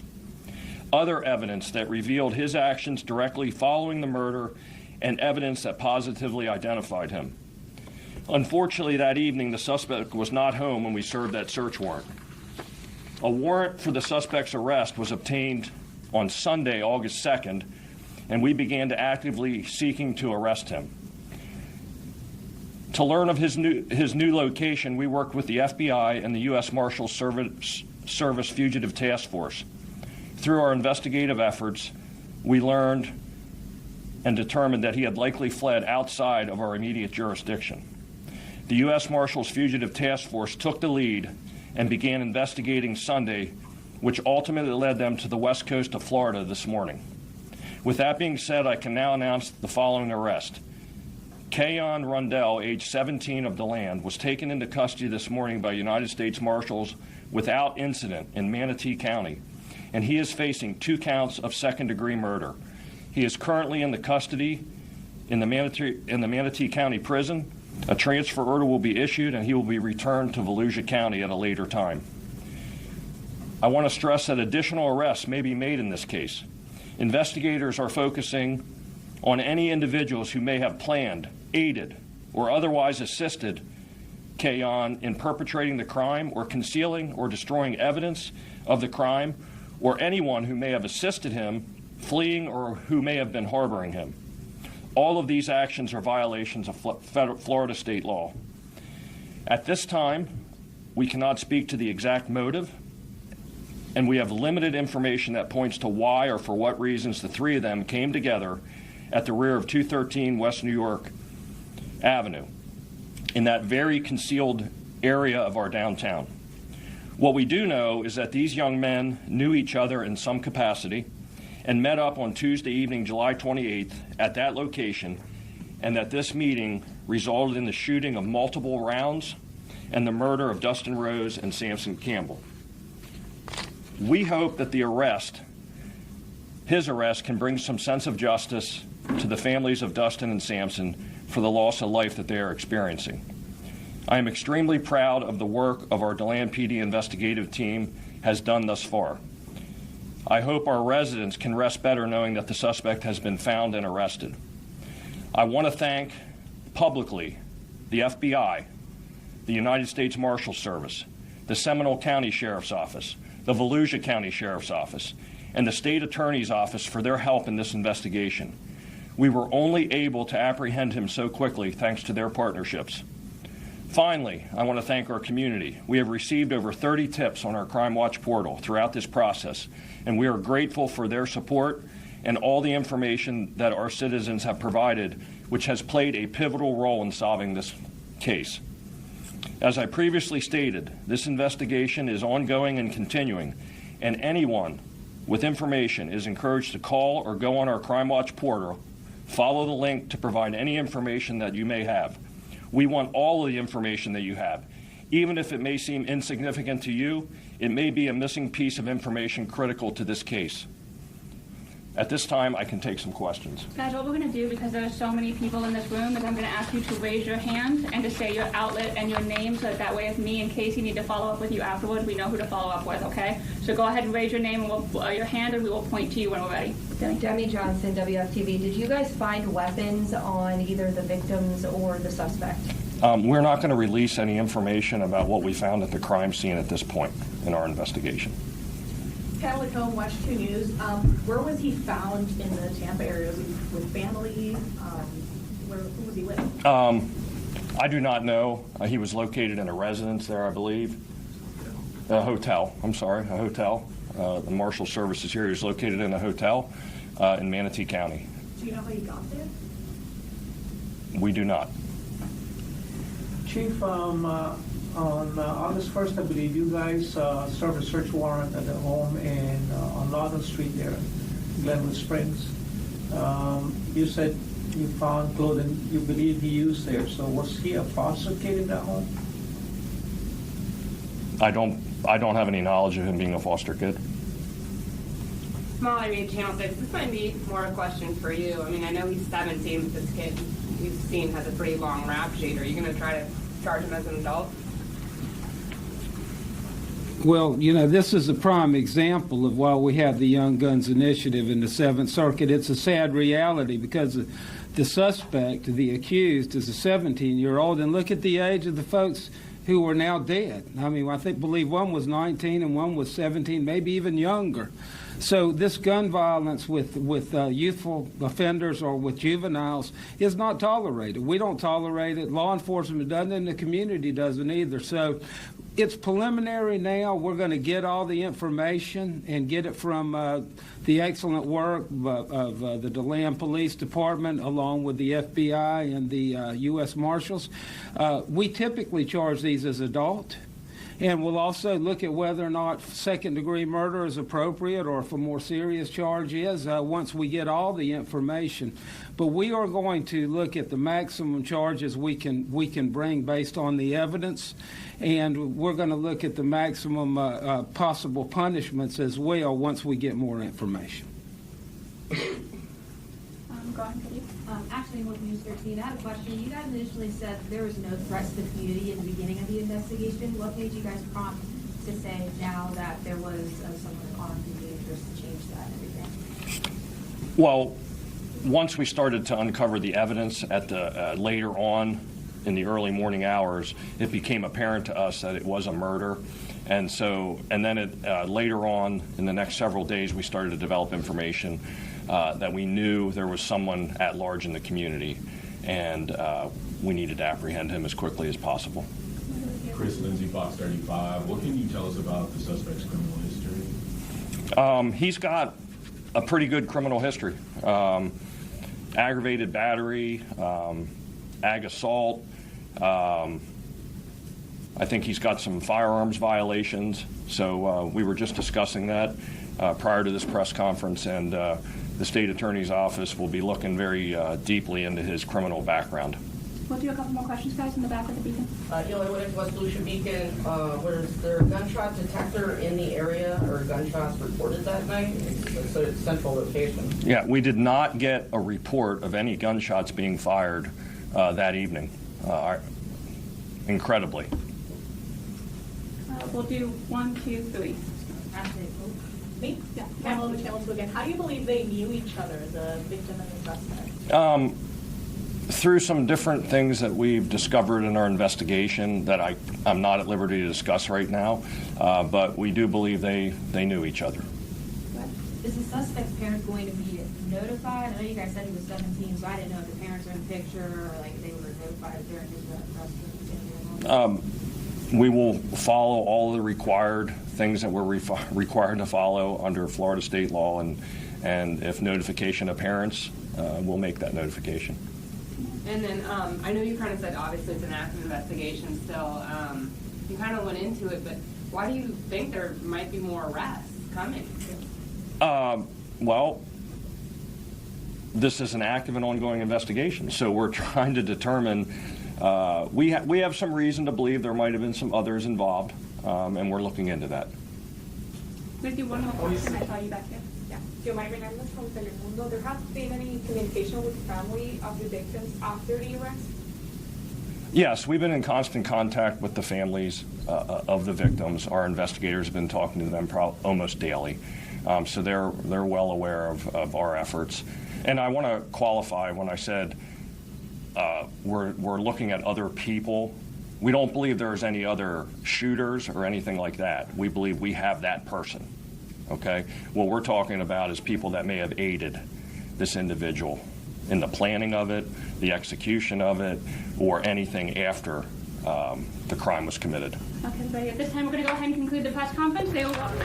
An update from Chief John Unberger with the DeLand Police Department talking about the arrest of a 17-year-old suspect who was tracked down by U.S. Marshals at a hotel in Manatee County outside of Bradenton, where he was taken into custody and charged with the murder of 2 teenagers who were found shot and killed in downtown DeLand last week. Now, we still don't know what a motive might be. Investigators say they are not saying that right now. They do say that these 3 people knew each other in some sort of capacity, but unclear right now what may have led to the 17-year-old suspect, police say, of shooting and killing those 2 teens. Now, there's the chance that there could be additional arrests in this case. As you heard them say, they don't believe there was anyone else involved with the shooting, but potentially someone who may have helped with some other aspects of this. So we'll continue to keep our eyes peeled for that. You also heard him talk about the tips. 30 tips, a couple dozen tips there that he says played a pivotal role in them being able to take that suspect into custody.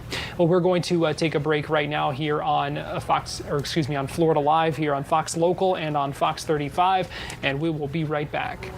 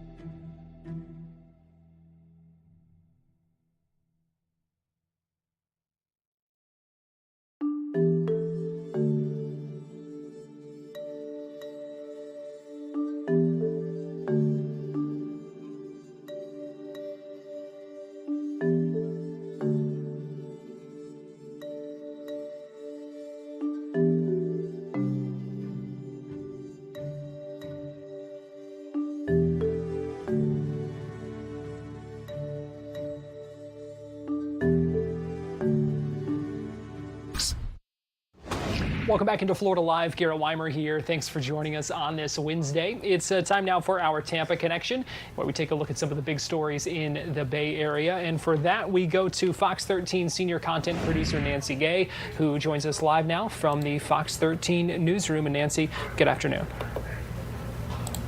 Garrett, Well, we're going to begin today with an update to a suspicious death investigation from last month. Polk County Sheriff Grady Judd held a press conference earlier today to announce the arrest of a man who is accused of violently murdering his own mother before overdosing on Tylenol and then stealing her car and crashing it. Polk County Sheriff Grady Judd said deputies uncovered the violent scene back on July 21st while tracking down a hit-and-run driver. So first responders initially found 29-year-old Gibson Nash unconscious inside of a crashed BMW on Highway 27 North near the Ridgewood Lakes development. Emergency workers noticed blood on Nash's hands that did not match the vehicle crash. They said that there is no reason why this type of crash should have caused this type of injuries, causing that much blood. So Grady Judd said that lab testing later confirmed that the blood on his shoes actually belonged to his mother. So he was treated for a Tylenol overdose and liver failure before being transferred to the Polk County Jail today to face a first-degree murder charge. Now, inside that Eagle Lake home that belonged to Nash's mother around noon on July 21st. So keep in mind, they were trying to investigate this hit-and-run crash. They're like, this is very unusual. They track down the owner of the car to his mother. They go to her home in Eagle Lake. She had only been living there for about a month. But deputies said that when they tried to go to the home, nobody was answering the door. One of the deputies eventually pulled up the doormat and found a key, went inside the home, and almost immediately after going inside that home, they found 54-year-old Margaret Dufour lying in a pool of blood inside of her home office. Now, the medical examiner determined that Dufour died from blunt force trauma as well as strangulation. Now, she was a registered nurse and had recently moved from Tennessee to Florida to seek better mental health resources for her son, who family members say has bipolar disorder, schizophrenia, and possibly autism. Family members told investigators that she also wanted to move her son away from Tennessee, where he had a history of attacking her. Nash had previously threatened her with a knife in April before she bonded him out of jail and brought him to live at her new home in Eagle Lake. So the sheriff's office said that a neighbor reported hearing a disturbance and thuds at that home in the early morning hours, somewhere between 4:30 and 5 a.m. of July 21st. Authorities say Nash beat and strangled his mother, stole her car, and took off. Now, around 7 a.m., deputies began investigating a hit-and-run crash involving the BMW and traced the vehicle's tag back to Dufour's address. So after checking with her workplace, because again, keep in mind, when they first went to her home, nobody was answering the door. So they called Bartow Regional Medical Center, where she was a registered nurse, and they said, hey, she's not supposed to work today. And that's when the deputy let himself inside using a spare key, and they found her body. And let's listen to what Sheriff Grady Judd had to say this morning. And I can't think of many things that are more horrible than a man killing his mother. Someone who brought him into this world, who raised him up, who took care of him, did not abandon him even after the beating that he gave her over and over and over, moved all the way to Florida, bought a new house, started a new job, went back, got him out of jail, and this was her last-ditch hope to get him help and get him away from the environment he was in. And it got her murdered. Now, the sheriff did say that Nash had made admissions to investigators, but he did not go into detail as far as what he told those investigators and what he says that Nash had admitted to. And the sheriff also said that Nash was likely prescribed medications for some of his mental health disorders, but it's unclear if he was taking those medications back in July or on July 21st when this murder occurred. All right, and next in our Tampa connection, Nancy, Tampa police making a couple of arrests in a Hard Rock casino robbery. Yes, that's right. A man and a woman, they were arrested. They are accused of meeting someone at the Hard Rock Casino and then talking this person into giving them a ride back to an apartment complex. And then once they got to this apartment complex, the female victim, who's been identified as Annalise Dorsey Criado, asked to use the man's telephone, or asked to use his phone. And that's when the other suspect, Benjamin Lopez, confronted the victim near a stairwell, pointing a gun at him and demanding cash. Now, both suspects took off with the victim's money as well as his cell phone. Detectives identified and arrested both suspects after reviewing casino surveillance video. Lopez is charged with armed robbery, grand theft, and being a felon in possession of a firearm. Dorsey Criado faces charges of armed robbery as well as grand theft. Now, this arrest comes after a series of past robberies tied to guests leaving the Seminole Hard Rock Casino. In February of last year, a casino winner was intentionally rear-ended on Hillsborough Avenue and robbed at gunpoint. And that incident followed two other high-profile cases, including a Riverview couple shot at their doorstep. That happened in August of 2024, and a jackpot winner who was beaten and robbed at his Hyde Park home in December 2023. Garrett. All right, Fox 13 senior content producer Nancy Gay, we appreciate you joining us with our Tampa Connection today. Thank you. We're going to take a quick break, and we'll be right back.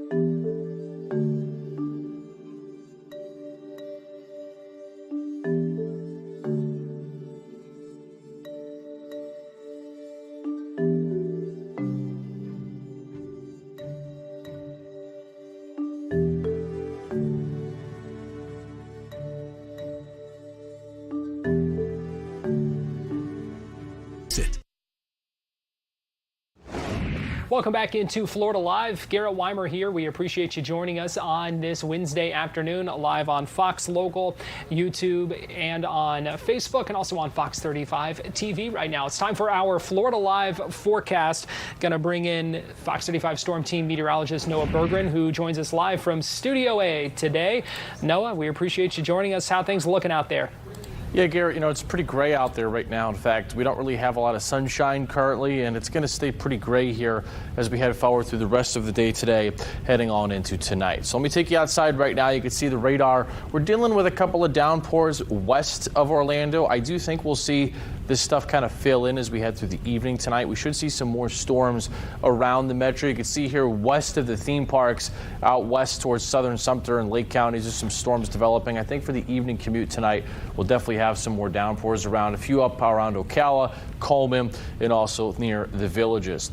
All right, so for Wednesday, which is today, we are looking at storms and showers mostly in the middle part of the peninsula. Now, the reason why this is happening is because we've got a flow in from the Atlantic and a flow in from the Gulf that they converge over the middle part of the state. And what that means is that we're going to see storms mostly be inland focused today, not on the Gulf Coast, not on the Atlantic coast, which is something we really haven't seen a lot over the last couple of weeks. Now, going into Thursday, into Saturday, we'll see a dominant east to west flow across the state. That'll push showers and storms mostly west of Orlando going towards the Gulf Coast Thursday, Friday, and then on into Saturday and Sunday. So we'll see some showers and storms there going away from Orlando tomorrow through Saturday. And when we have this pattern generally Thursday to Saturday, that means areas on the East Coast, they see storms and showers very early in the mornings. And then as we go forward into the afternoon, the mid-afternoon is already drying out. And then once you get Orlando and west, most of the showers and storms are later on in the day. So this east flow pattern we're going to have tomorrow through Saturday, what it basically means is that the rain and storms are going to move to the west. We'll have an earlier coverage during the day, lower on the I-95 corridor, meaning places like Palm Coast, Daytona, Ormond Beach are not going to see a lot of rain. Then once you get west of Orlando, we're going to have a higher coverage of showers and storms out there, especially for places like Ocala, the Villages, areas like that, Thursday through Saturday. So again, today around Orlando, but really the rest of the week it's going to be, to simply put it, mostly areas west of Orlando. It's 84 out there right now in Orlando, 83 in Melbourne, 89 in Ocala, 87 in Jacksonville, 78 Tampa, 91 in Sebring, 85 in West Palm. Zooming things in for you. We should see some storms cool things off, but temperatures are held down actually quite a bit below average for the time of the year, only right now in the middle 80s in Orlando. So Garrett, over the next couple of days, we have storms this evening for Orlando, but really tomorrow through Saturday, it's going to be more focused on the other side of the state. So we have places that really badly need rain. It's not going to be an ideal pattern for places here locally that need it over the rest of the week. All right, Fox 35 Storm Team meteorologist Noah Bergen, we appreciate you joining us and giving us that update here on Florida Live. As we go to break, going to give you a live look at downtown Orlando and Lake Eola on this Wednesday afternoon. Keep it right here.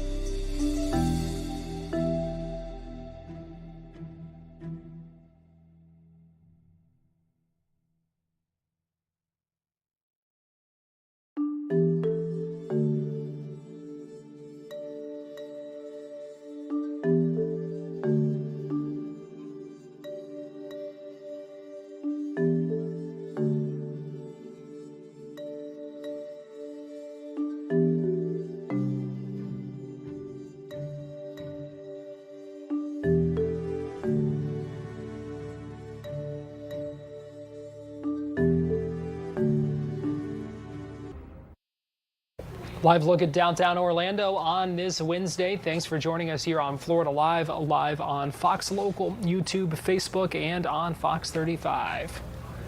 Here on Florida Live, we are counting down to Election Day. Early voting already underway, and we are taking a look this week at the Orange County mayor's race and speaking to each of the candidates this week who are running for that office. And joining us today in our streaming studio, we are pleased to be joined by Orange County Clerk of Court Tiffany Moore Russell, who joins us here today. And Tiffany, we really appreciate you taking the time.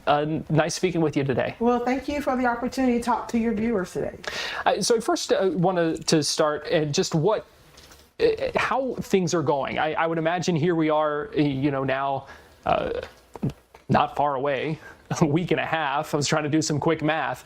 A week and a half, we know early voting is underway. How are things going in the campaign? Where do things stand? I imagine it's a busy time for you. It is extremely busy, right? There's been hobnobs every night. There have been forums. And I'm excited about what the voters have had an opportunity to hear from all of the candidates. I'm excited for my campaign that we have won each and every hobnob that's been hosted throughout this community, from West Orange County all the way to Winter Park. So we are excited. We're knocking on doors. We're calling voters, just trying to make sure they exercise their right to vote on or before August 18th. What do you see, and in your conversations with voters as well, what do you see as the most pressing issue that is facing Orange County right now? What I noticed is that our voters are so diverse and unique depending on where you live and where you're focusing on. So the number one issue we keep hearing is affordability. But we also know in certain parts of our community is traffic, it's the lack of housing options for those. And we talk to our youth, that young generation, it's job opportunities. And do they want to stay here or they want to look to another place to live and create opportunities for themselves? But I think the overall issue is affordability here in this community.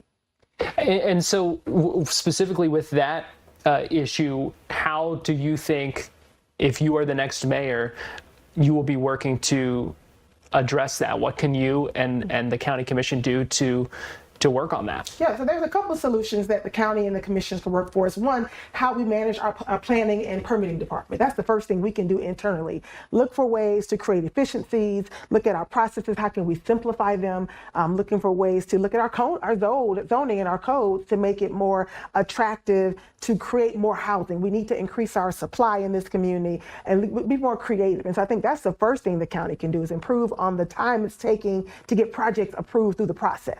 And then also continue to fund the housing trust fund the county has been funding for the past couple of years, but also making sure we're spending it quickly and getting projects in the pipeline so we can increase our supply. I think those are two great opportunities for the county right away to address our housing affordability issue.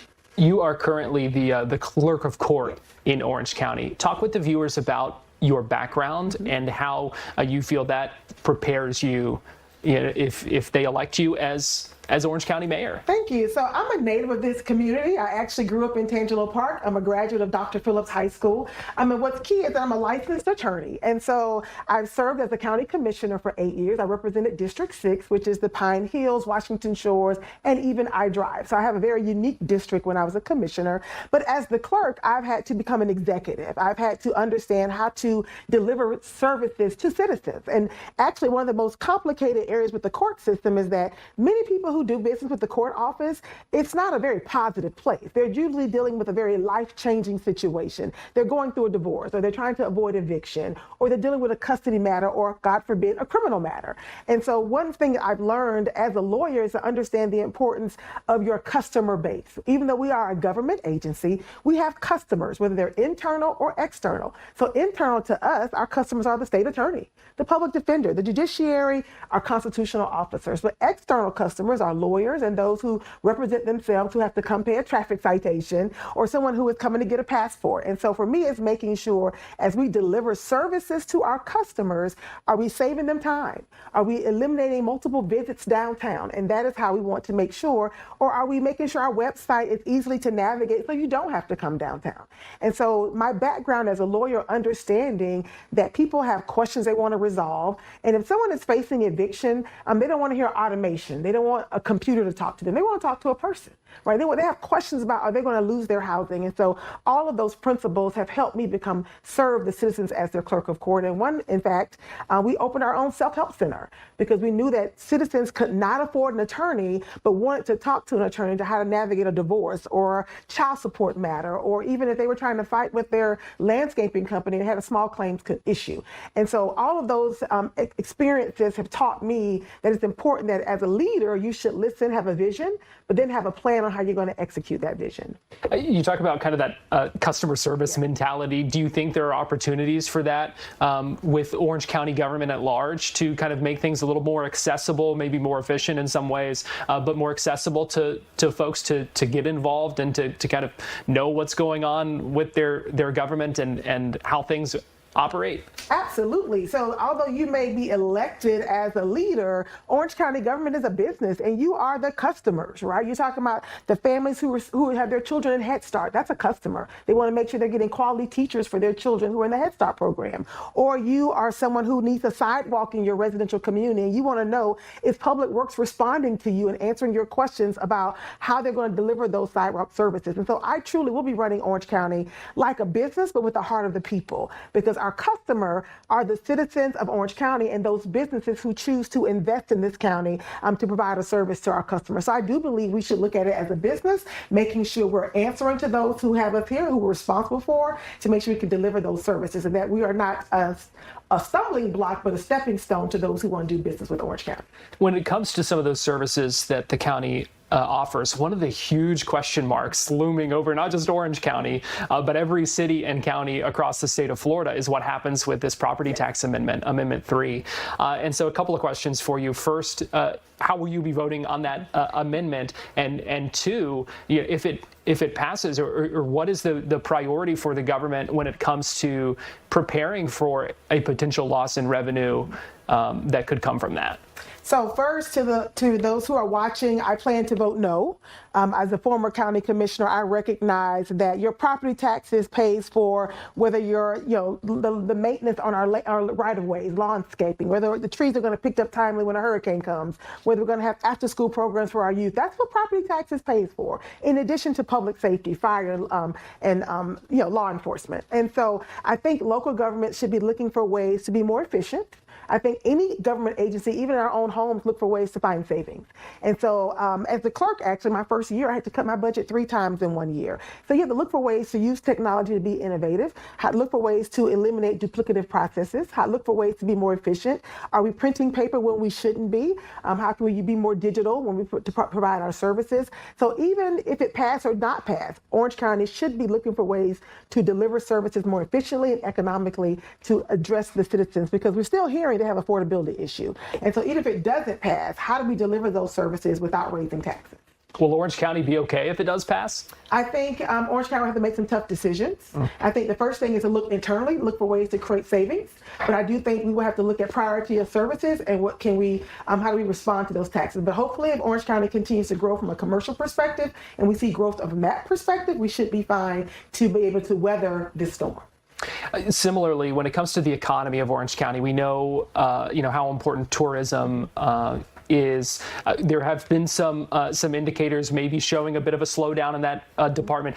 Certainly wouldn't be surprising given some of the greater economic conditions across the country and concerns that families everywhere have about taking vacations and traveling and that kind of thing. What do you think Orange County can do to continue to diversify its economy so that when there are tough economic times across the country, especially if paired with a loss in revenue from the property tax amendment, that Orange County can continue to weather the storm, continue to offer services to residents? So, I think the key is actually to diversify and make sure we have a skilled workforce. I think it is now time for us to focus on the citizens here and making sure we have a trained workforce that has transferable skills so that no matter what challenges happen to any industry, they can transfer those skills. Let's look at Spirit Airlines. it closed. A lot of people lost their jobs, and there should be ways to make sure those individuals can go into another industry. When I became the clerk, we were printing paper, and clerks, all they had to do was punch a hole and create a file folder. And you had folders going around the courthouse, but we recognized that that was not a permanent solution for the future of when it comes to clerking. And we started making sure we can train our employees on Power BI, data analytics, because that is today what it looks like to be a court clerk. Right now, it is our files are in the cloud. It is no longer paper. And so we have to make sure that we are training our workforce for the jobs for the future, so that if we see a decline in certain industries, we will still be able to have a sustainable economy. So I think the key is job training opportunities from K through 12 in our public school system to any skills opportunities, our trades, making sure working with our universities to make sure we have a skilled workforce that can work in any industry.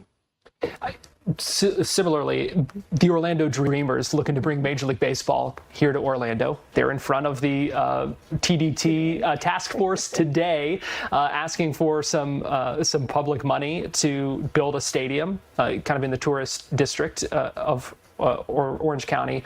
Do you support public money going to an effort to build a stadium and bring Major League Baseball to Orlando? So I support using public dollars to support any industry if we have proven statistics to show there's going to be a return on the investment to help that investment grow. And so when we spend TDT dollars, it's to spend it on those projects that are going to allow that that revenue source to continue to grow. Is it going to drive those who come here? Is it going to put people in hotel beds? That has to be the barometer that we use to invest.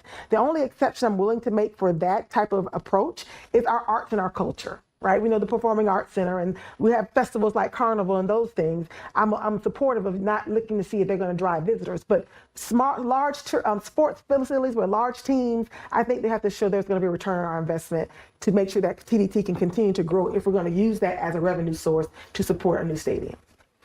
Let's talk about transportation. Okay. They're always a big topic, especially when it comes to things like Sunrail and Lynx. Are there, and do you see opportunities for changes to make those systems work better, maybe increase ridership as well? There have been a lot of questions and talks about expanding Sunrail to nights and weekends. What do you see as the future of Sunrail and Lynx in Orange County? So in order for us to be an attractive community for those who want to live and raise their families here, we have to have a very robust connectivity when it comes to transportation. We have to connect people to opportunities. And so I think it's important that we're constantly evaluating our transportation plans, and all those agencies should be working together, whether it's Sunrail, Central Florida Expressway Authority, Lynx, Metro Plan, all these organizations that discuss different aspects of transportation should be working together for an overall multimodal transportation plan that moves us as a community for the next 30, 40 years. And so we have to work together and talk together, make sure there's connectivity, right? We know we want to increase Sunrail, ridership. We want to make sure there's running on the weekends, running 7 days a week. We have to also make sure it's reliable, and that people who live on the east or the west of downtown Orlando can have realistic connectivity. So I live in Horizons West in District 1. Well, I still have to drive downtown if I want to catch the Sunrail. So I have to create connectivity opportunities for all of us in Orange County to make the system more effective and efficient for everyone, and to also increase access to opportunities. The county opened their innovation lab over in District 6, but there's so much innovation happening out east by UCF. How do we connect those in Pine Hills to opportunities in East Orlando if we don't have adequate public transportation? What is your closing pitch to voters? Almost out of time here, but want to give you the chance to speak to the voters and your kind of closing message as we get closer now to primary day. Well, what I would like to tell your voters is that you have a candidate who you have trusted to be your Orange County Clerk of Court, and formerly as a county commissioner, someone who has raised wages for those who work in our clerk system, someone who has modernized our services and how we use technology to increase access to justice, and someone who's also raised wages. And so the key is to let you know that you have a candidate in Tiffany Moore Russell who brings legislative experience, someone who understands local government and how the county should be run, as well as someone who has executive experience on how to manage a budget, a local budget, how to work with the county, how to work with our state legislators to make sure we can deliver services to the citizens of Orange County. And so I'm asking for your vote on or before August 18th. Visit my website at tiffanyformayor.com. And thank you so much for the opportunity to talk to your listeners. Well, we really appreciate you coming in and talking some issues with us here on Florida Live. Tiffany Moore Russell, we appreciate your time. We have now spoken with two of the four candidates so far, Myra Uribe and Tiffany Moore Russell. If you missed those conversations, would like to watch them in full, you can find them right now on Fox Local Orlando and the Fox 35 Orlando YouTube page. We are speaking tomorrow with former Congresswoman Stephanie Murphy, and we'll speak with Chris Messina on Friday right here on Florida Live. We're going to take a quick break right now, and we'll be right back.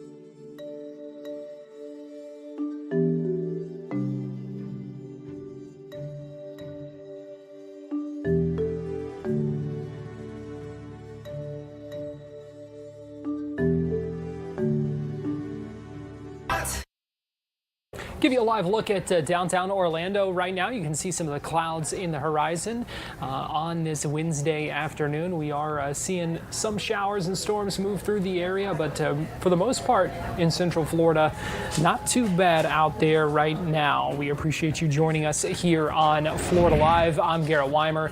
And thanks for joining us live on Fox Local, YouTube, Facebook, and on Fox 35 TV. We're in the Fox 35 Orlando newsroom today. We appreciate you joining us here as we have been live streaming for the last 4 hours now, and we still have more to come over the next half hour if you're joining us on our digital platforms. If you are joining us on TV, we are almost out of time here, but I want to give you an update on a case out of Sanford in Seminole County that we've been tracking since yesterday, when we learned that a Sanford employee was arrested and charged after being accused of hitting and killing a bicyclist. This was a City of Sanford employee and a dump truck driver who is accused of hitting and killing Manuel Martinez. The suspect, Shawania Smith, was in court today, made her first appearance in front of a judge. Fox 35's Larissa Leone was there and gives us an update from the courtroom. Yeah, Garrett, this is a Sanford City employee. She was appearing in court today after police say she was responsible in a deadly hit and run on North MLK Jr. Boulevard Tuesday morning. Now, a Seminole County judge releasing 46-year-old Shawania Smith on a $15,000 bond this afternoon. This was after investigators say she was driving north on MLK Jr. Boulevard and hit Manuel Martinez near the intersection with Airport Boulevard. Emmanuel Martinez died as a result of his injuries from that crash. Now, police say Smith did not stop to help Martinez and just kept driving. And they also say that a witness stopped to help and gave police a description of the dump truck, and police were able to arrest Smith from there. We're also reading the documents that say that there was video from the dump truck that she was in, the city dump truck, that shows that she sped off. So she has her next court appearance that is set. Her arraignment is set on September 8th, and that will be at 1:30. So we're going to continue to follow this story. We've reached out to Martinez's family. They're not quite ready to speak with us about this incident, but they say they are heartbroken. This is a tragic situation that has really shook up their family. So once they get a little bit more comfortable, they say that they'll reach out and kind of let us know who he was and more about the victim involved in that. So certainly things are still unfolding. I'll have more tonight at 5 and 6. But for now, I'll send it back to you, Garrett. That was Larissa Leone reporting, giving us the updates on what happened inside court today. And as you said, she will have more coming up on Fox 35 News at 5 and the News Edge at 6 as well. Well, we are just about out of time here on Florida Live today. I want to let you know a couple of things that we've got coming up in our next half hour. If you're joining us on our live streaming, our digital platforms, Fox Local, YouTube, and Facebook. You heard me mention in my interview with Tiffany Moore Russell, the Dreamers going in front of the TDT task force today, asking for some public money for a stadium. You're going to hear from David Eckstein, from Jim Schnorf, a couple of the folks who are big parts of this push to bring Major League Baseball here to Central Florida. Going to hear from them coming up in our next half hour.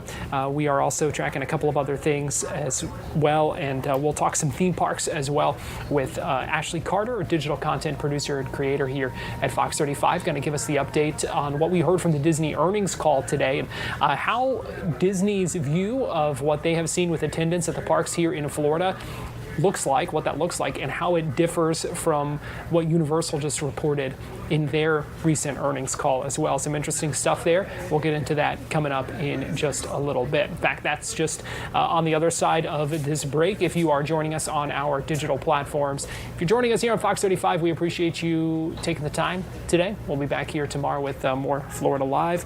And as we wrap up, let me give you another live look at downtown Orlando on this Wednesday. Have a great afternoon.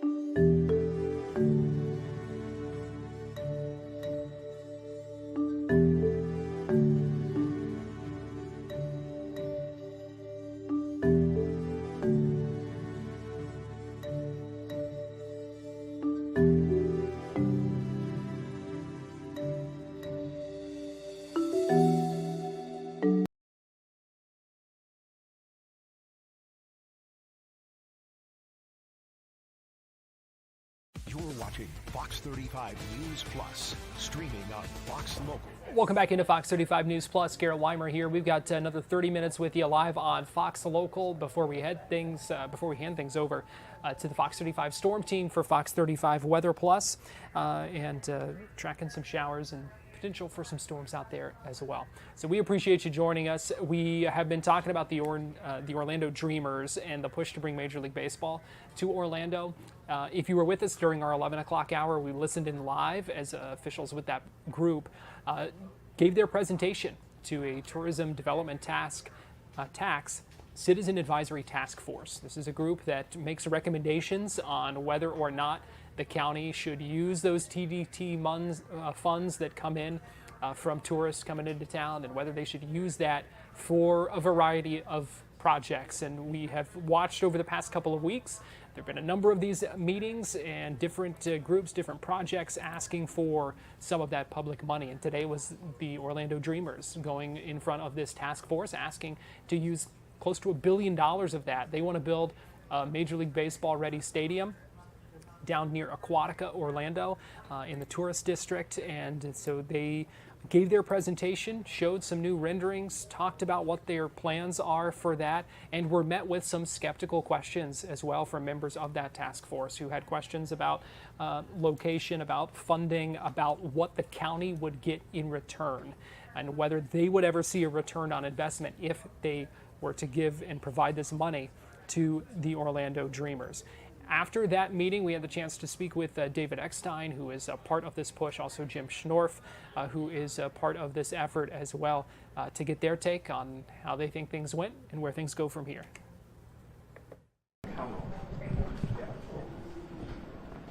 As far as the presentation, what did you feel like your pitch to them, how did it resonate with the members?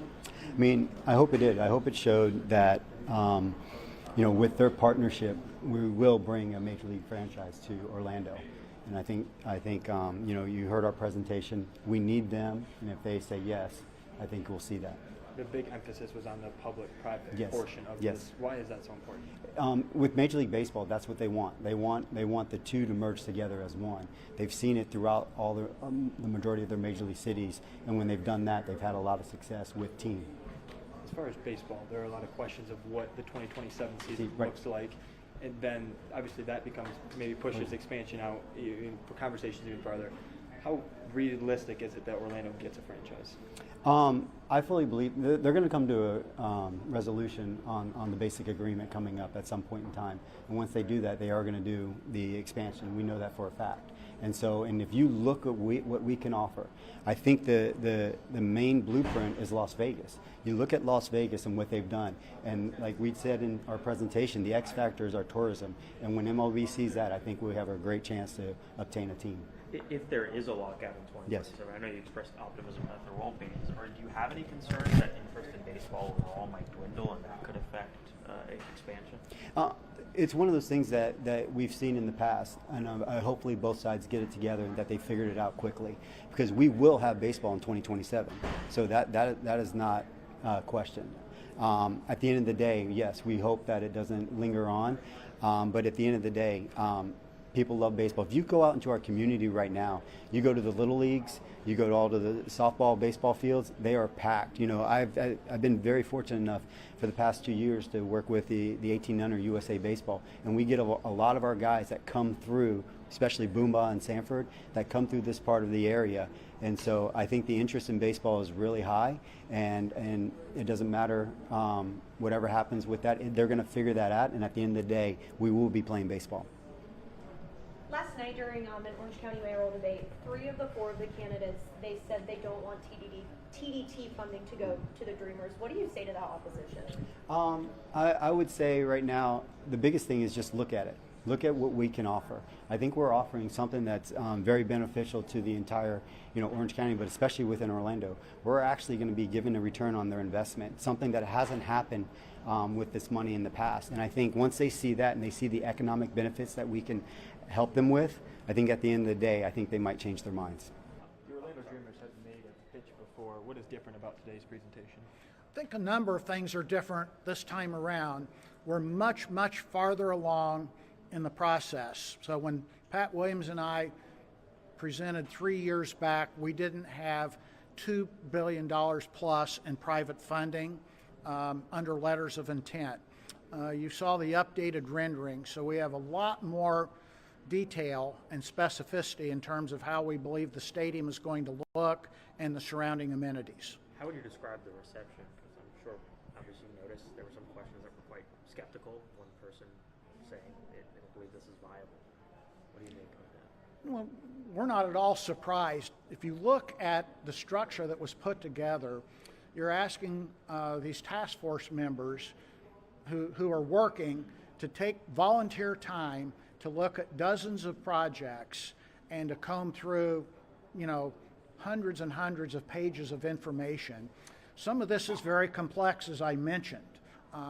Really, to do a technically correct financial analysis and return on investment, you need a CPA or a seasoned group with that type of background. So the task force, I believe, was given an impossible task, especially with the time frame and the limited resources. So we respect that situation.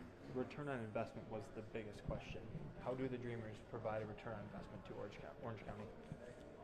We would suggest that there wouldn't be another applicant that would remotely approach the return on investment that Orange County gets from committing money towards our stadium project. So we put up the economic impact figures from JLL. This is a large, independent, very seasoned group that has been hired to do this in many, many situations, not just with sports facilities, but other large projects. They were involved in the study in Las Vegas to bring Major League Baseball there. So we think at the end of the day, any applicant should go through this rigorous type of independent study that we had commissioned from JLL, and we could say with confidence that no other applicant would have a return on investment that would remotely approach what we're going to provide. There was a question about how that money would be provided if it was issued, almost $1 billion. You were saying it should go out in bonds. Was it going to be a lump sum that you get all at once? Do you get it over time? Typically, a state agency would go out and issue an investment grade bond. There would be a process where they would pick who the funding source or sources would be. But in all likelihood, this is going to be a 30-year, probably AA rated municipal bond, and we would anticipate the interest rate being in a 4% to 4.25%. And as I mentioned in the presentation, the debt service on that over 30 years would be approximately $57 million. Based on the JLL independent study, we would be generating approximately $32 million of additional TDT revenue. So not only would we be directly funding in excess of 50% of the stadium cost, if the county puts up $975 million, we're going to be putting up probably $1.1 billion. We would also be significantly participating in helping their debt service on that $57 million a year debt service on the 30-year bond. What would you say to people who are sitting at home watching this and say, well, you're asking for nearly $1 billion in TDD funds, but you don't even have a team secured yet. So it almost seems like this $975 million, may not come to fruition. That's the great opportunity for Orange County, because there's no risk to the county if for some reason we wouldn't get a team. Now, we wouldn't have gone through this exercise, and I've spent considerable sum of money myself, thousands of hours on this, as have my partners, if we weren't absolutely confident we were going to get a team. So the great proposition to Orange County is, if that doesn't happen, they don't spend any money. However, I can say we have the best market. We clearly are the farthest along. We have our portion, the private side of stadium financing, in place. And so you go out and compare our progress with the other markets. We're way ahead of all of them. We also are convinced we have by far the best market and the best location for a team. So at the end of the day, Major League Baseball owners are financially sophisticated individuals. They are going to vote to put those two expansion teams in the best markets. We are clearly the number one market. We could debate who that number two market is, but Orlando's definitely the number one market. And again, you don't think the Rays are going to be a hindrance to that building new stadium? Absolutely not. In fact, baseball is going to realign into 8 divisions of 4, similar to the NFL, with geographic significance. So assume the Rays stay over in St. Pete or Tampa, you could see a division that would have Miami, St. Pete, Orlando, and Atlanta. So it's going to create more intense rivalries. And people ask this question about proximity. This year, there are 15 team pairs in closer proximity than the driving time from our downtown headquarters to be in your seat at Tropicana Field for a game during the week. We've done it. So 15 team pairs in closer proximity.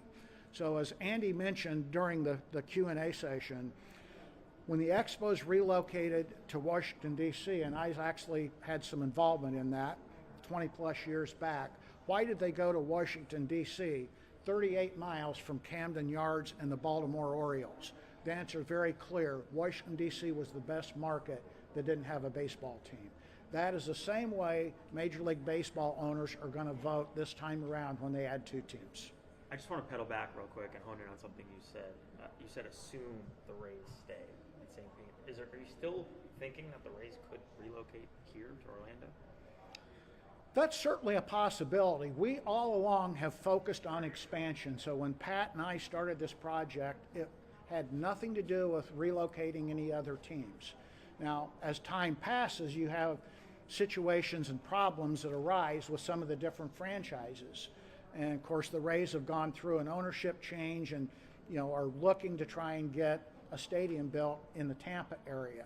So we don't pay a lot of attention to that. We stay informed. Our focus is on things we can control. We're clearly going after an expansion slot. Having said that, if there is a franchise that has an issue and is a candidate to relocate, we think we're very well prepared to deal with that path as well. You talked about the community growing around this team. Since 2023, and you did this the first time, how much more anticipation, excitement is there for Team Orlando? Well, let me just say this.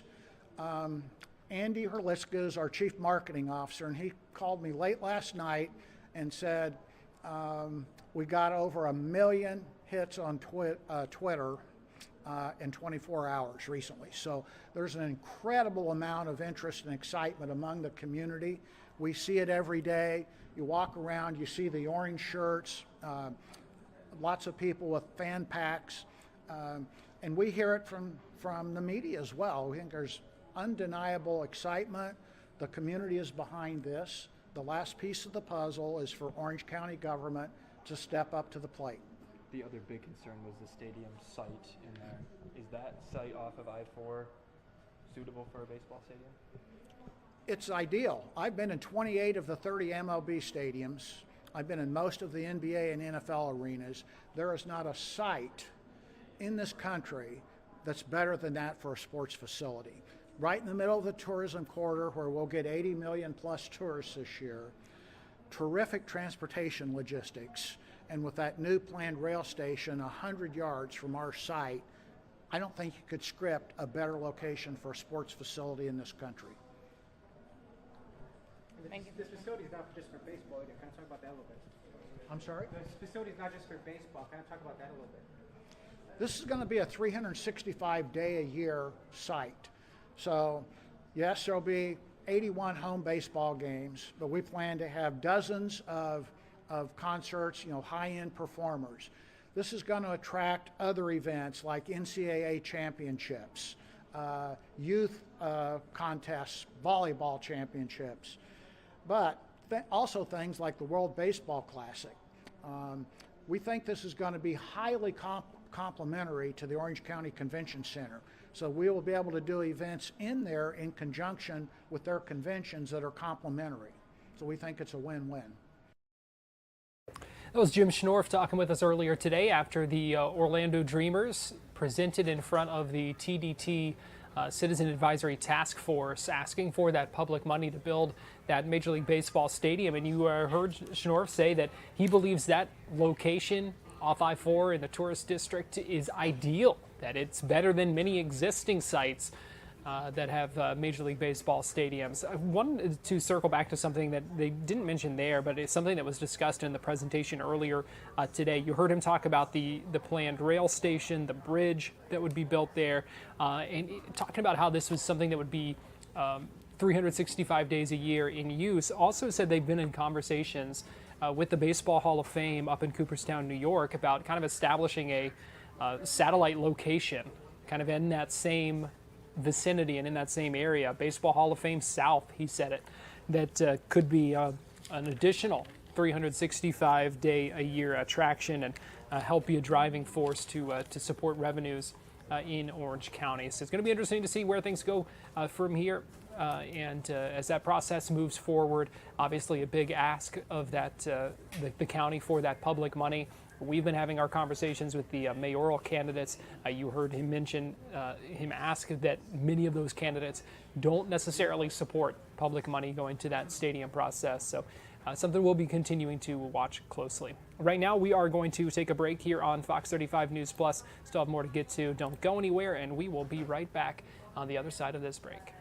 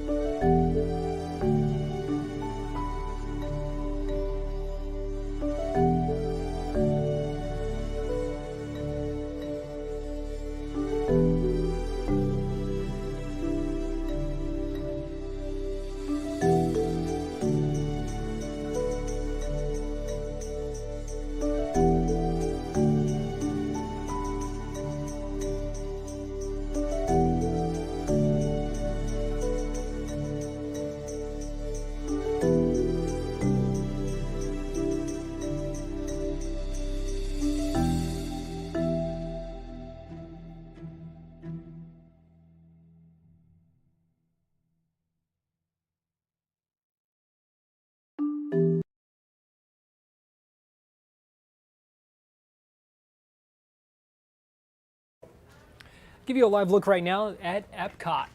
You can see the spaceship Earth, a few other things there in the view here from our iDrive camera on this Wednesday afternoon. We are coming up on 3:30 on this Wednesday. Welcome back into Fox 35 News Plus. Garrett Weimer here, and thanks for joining us live on Fox Local, YouTube, and on Facebook. Some interesting numbers today that we got from Disney and a call with shareholders. This is their quarterly earnings call and report where they talk about some of the things that have happened in the past quarter. And Disney's Parks and Experiences division says they had a good one.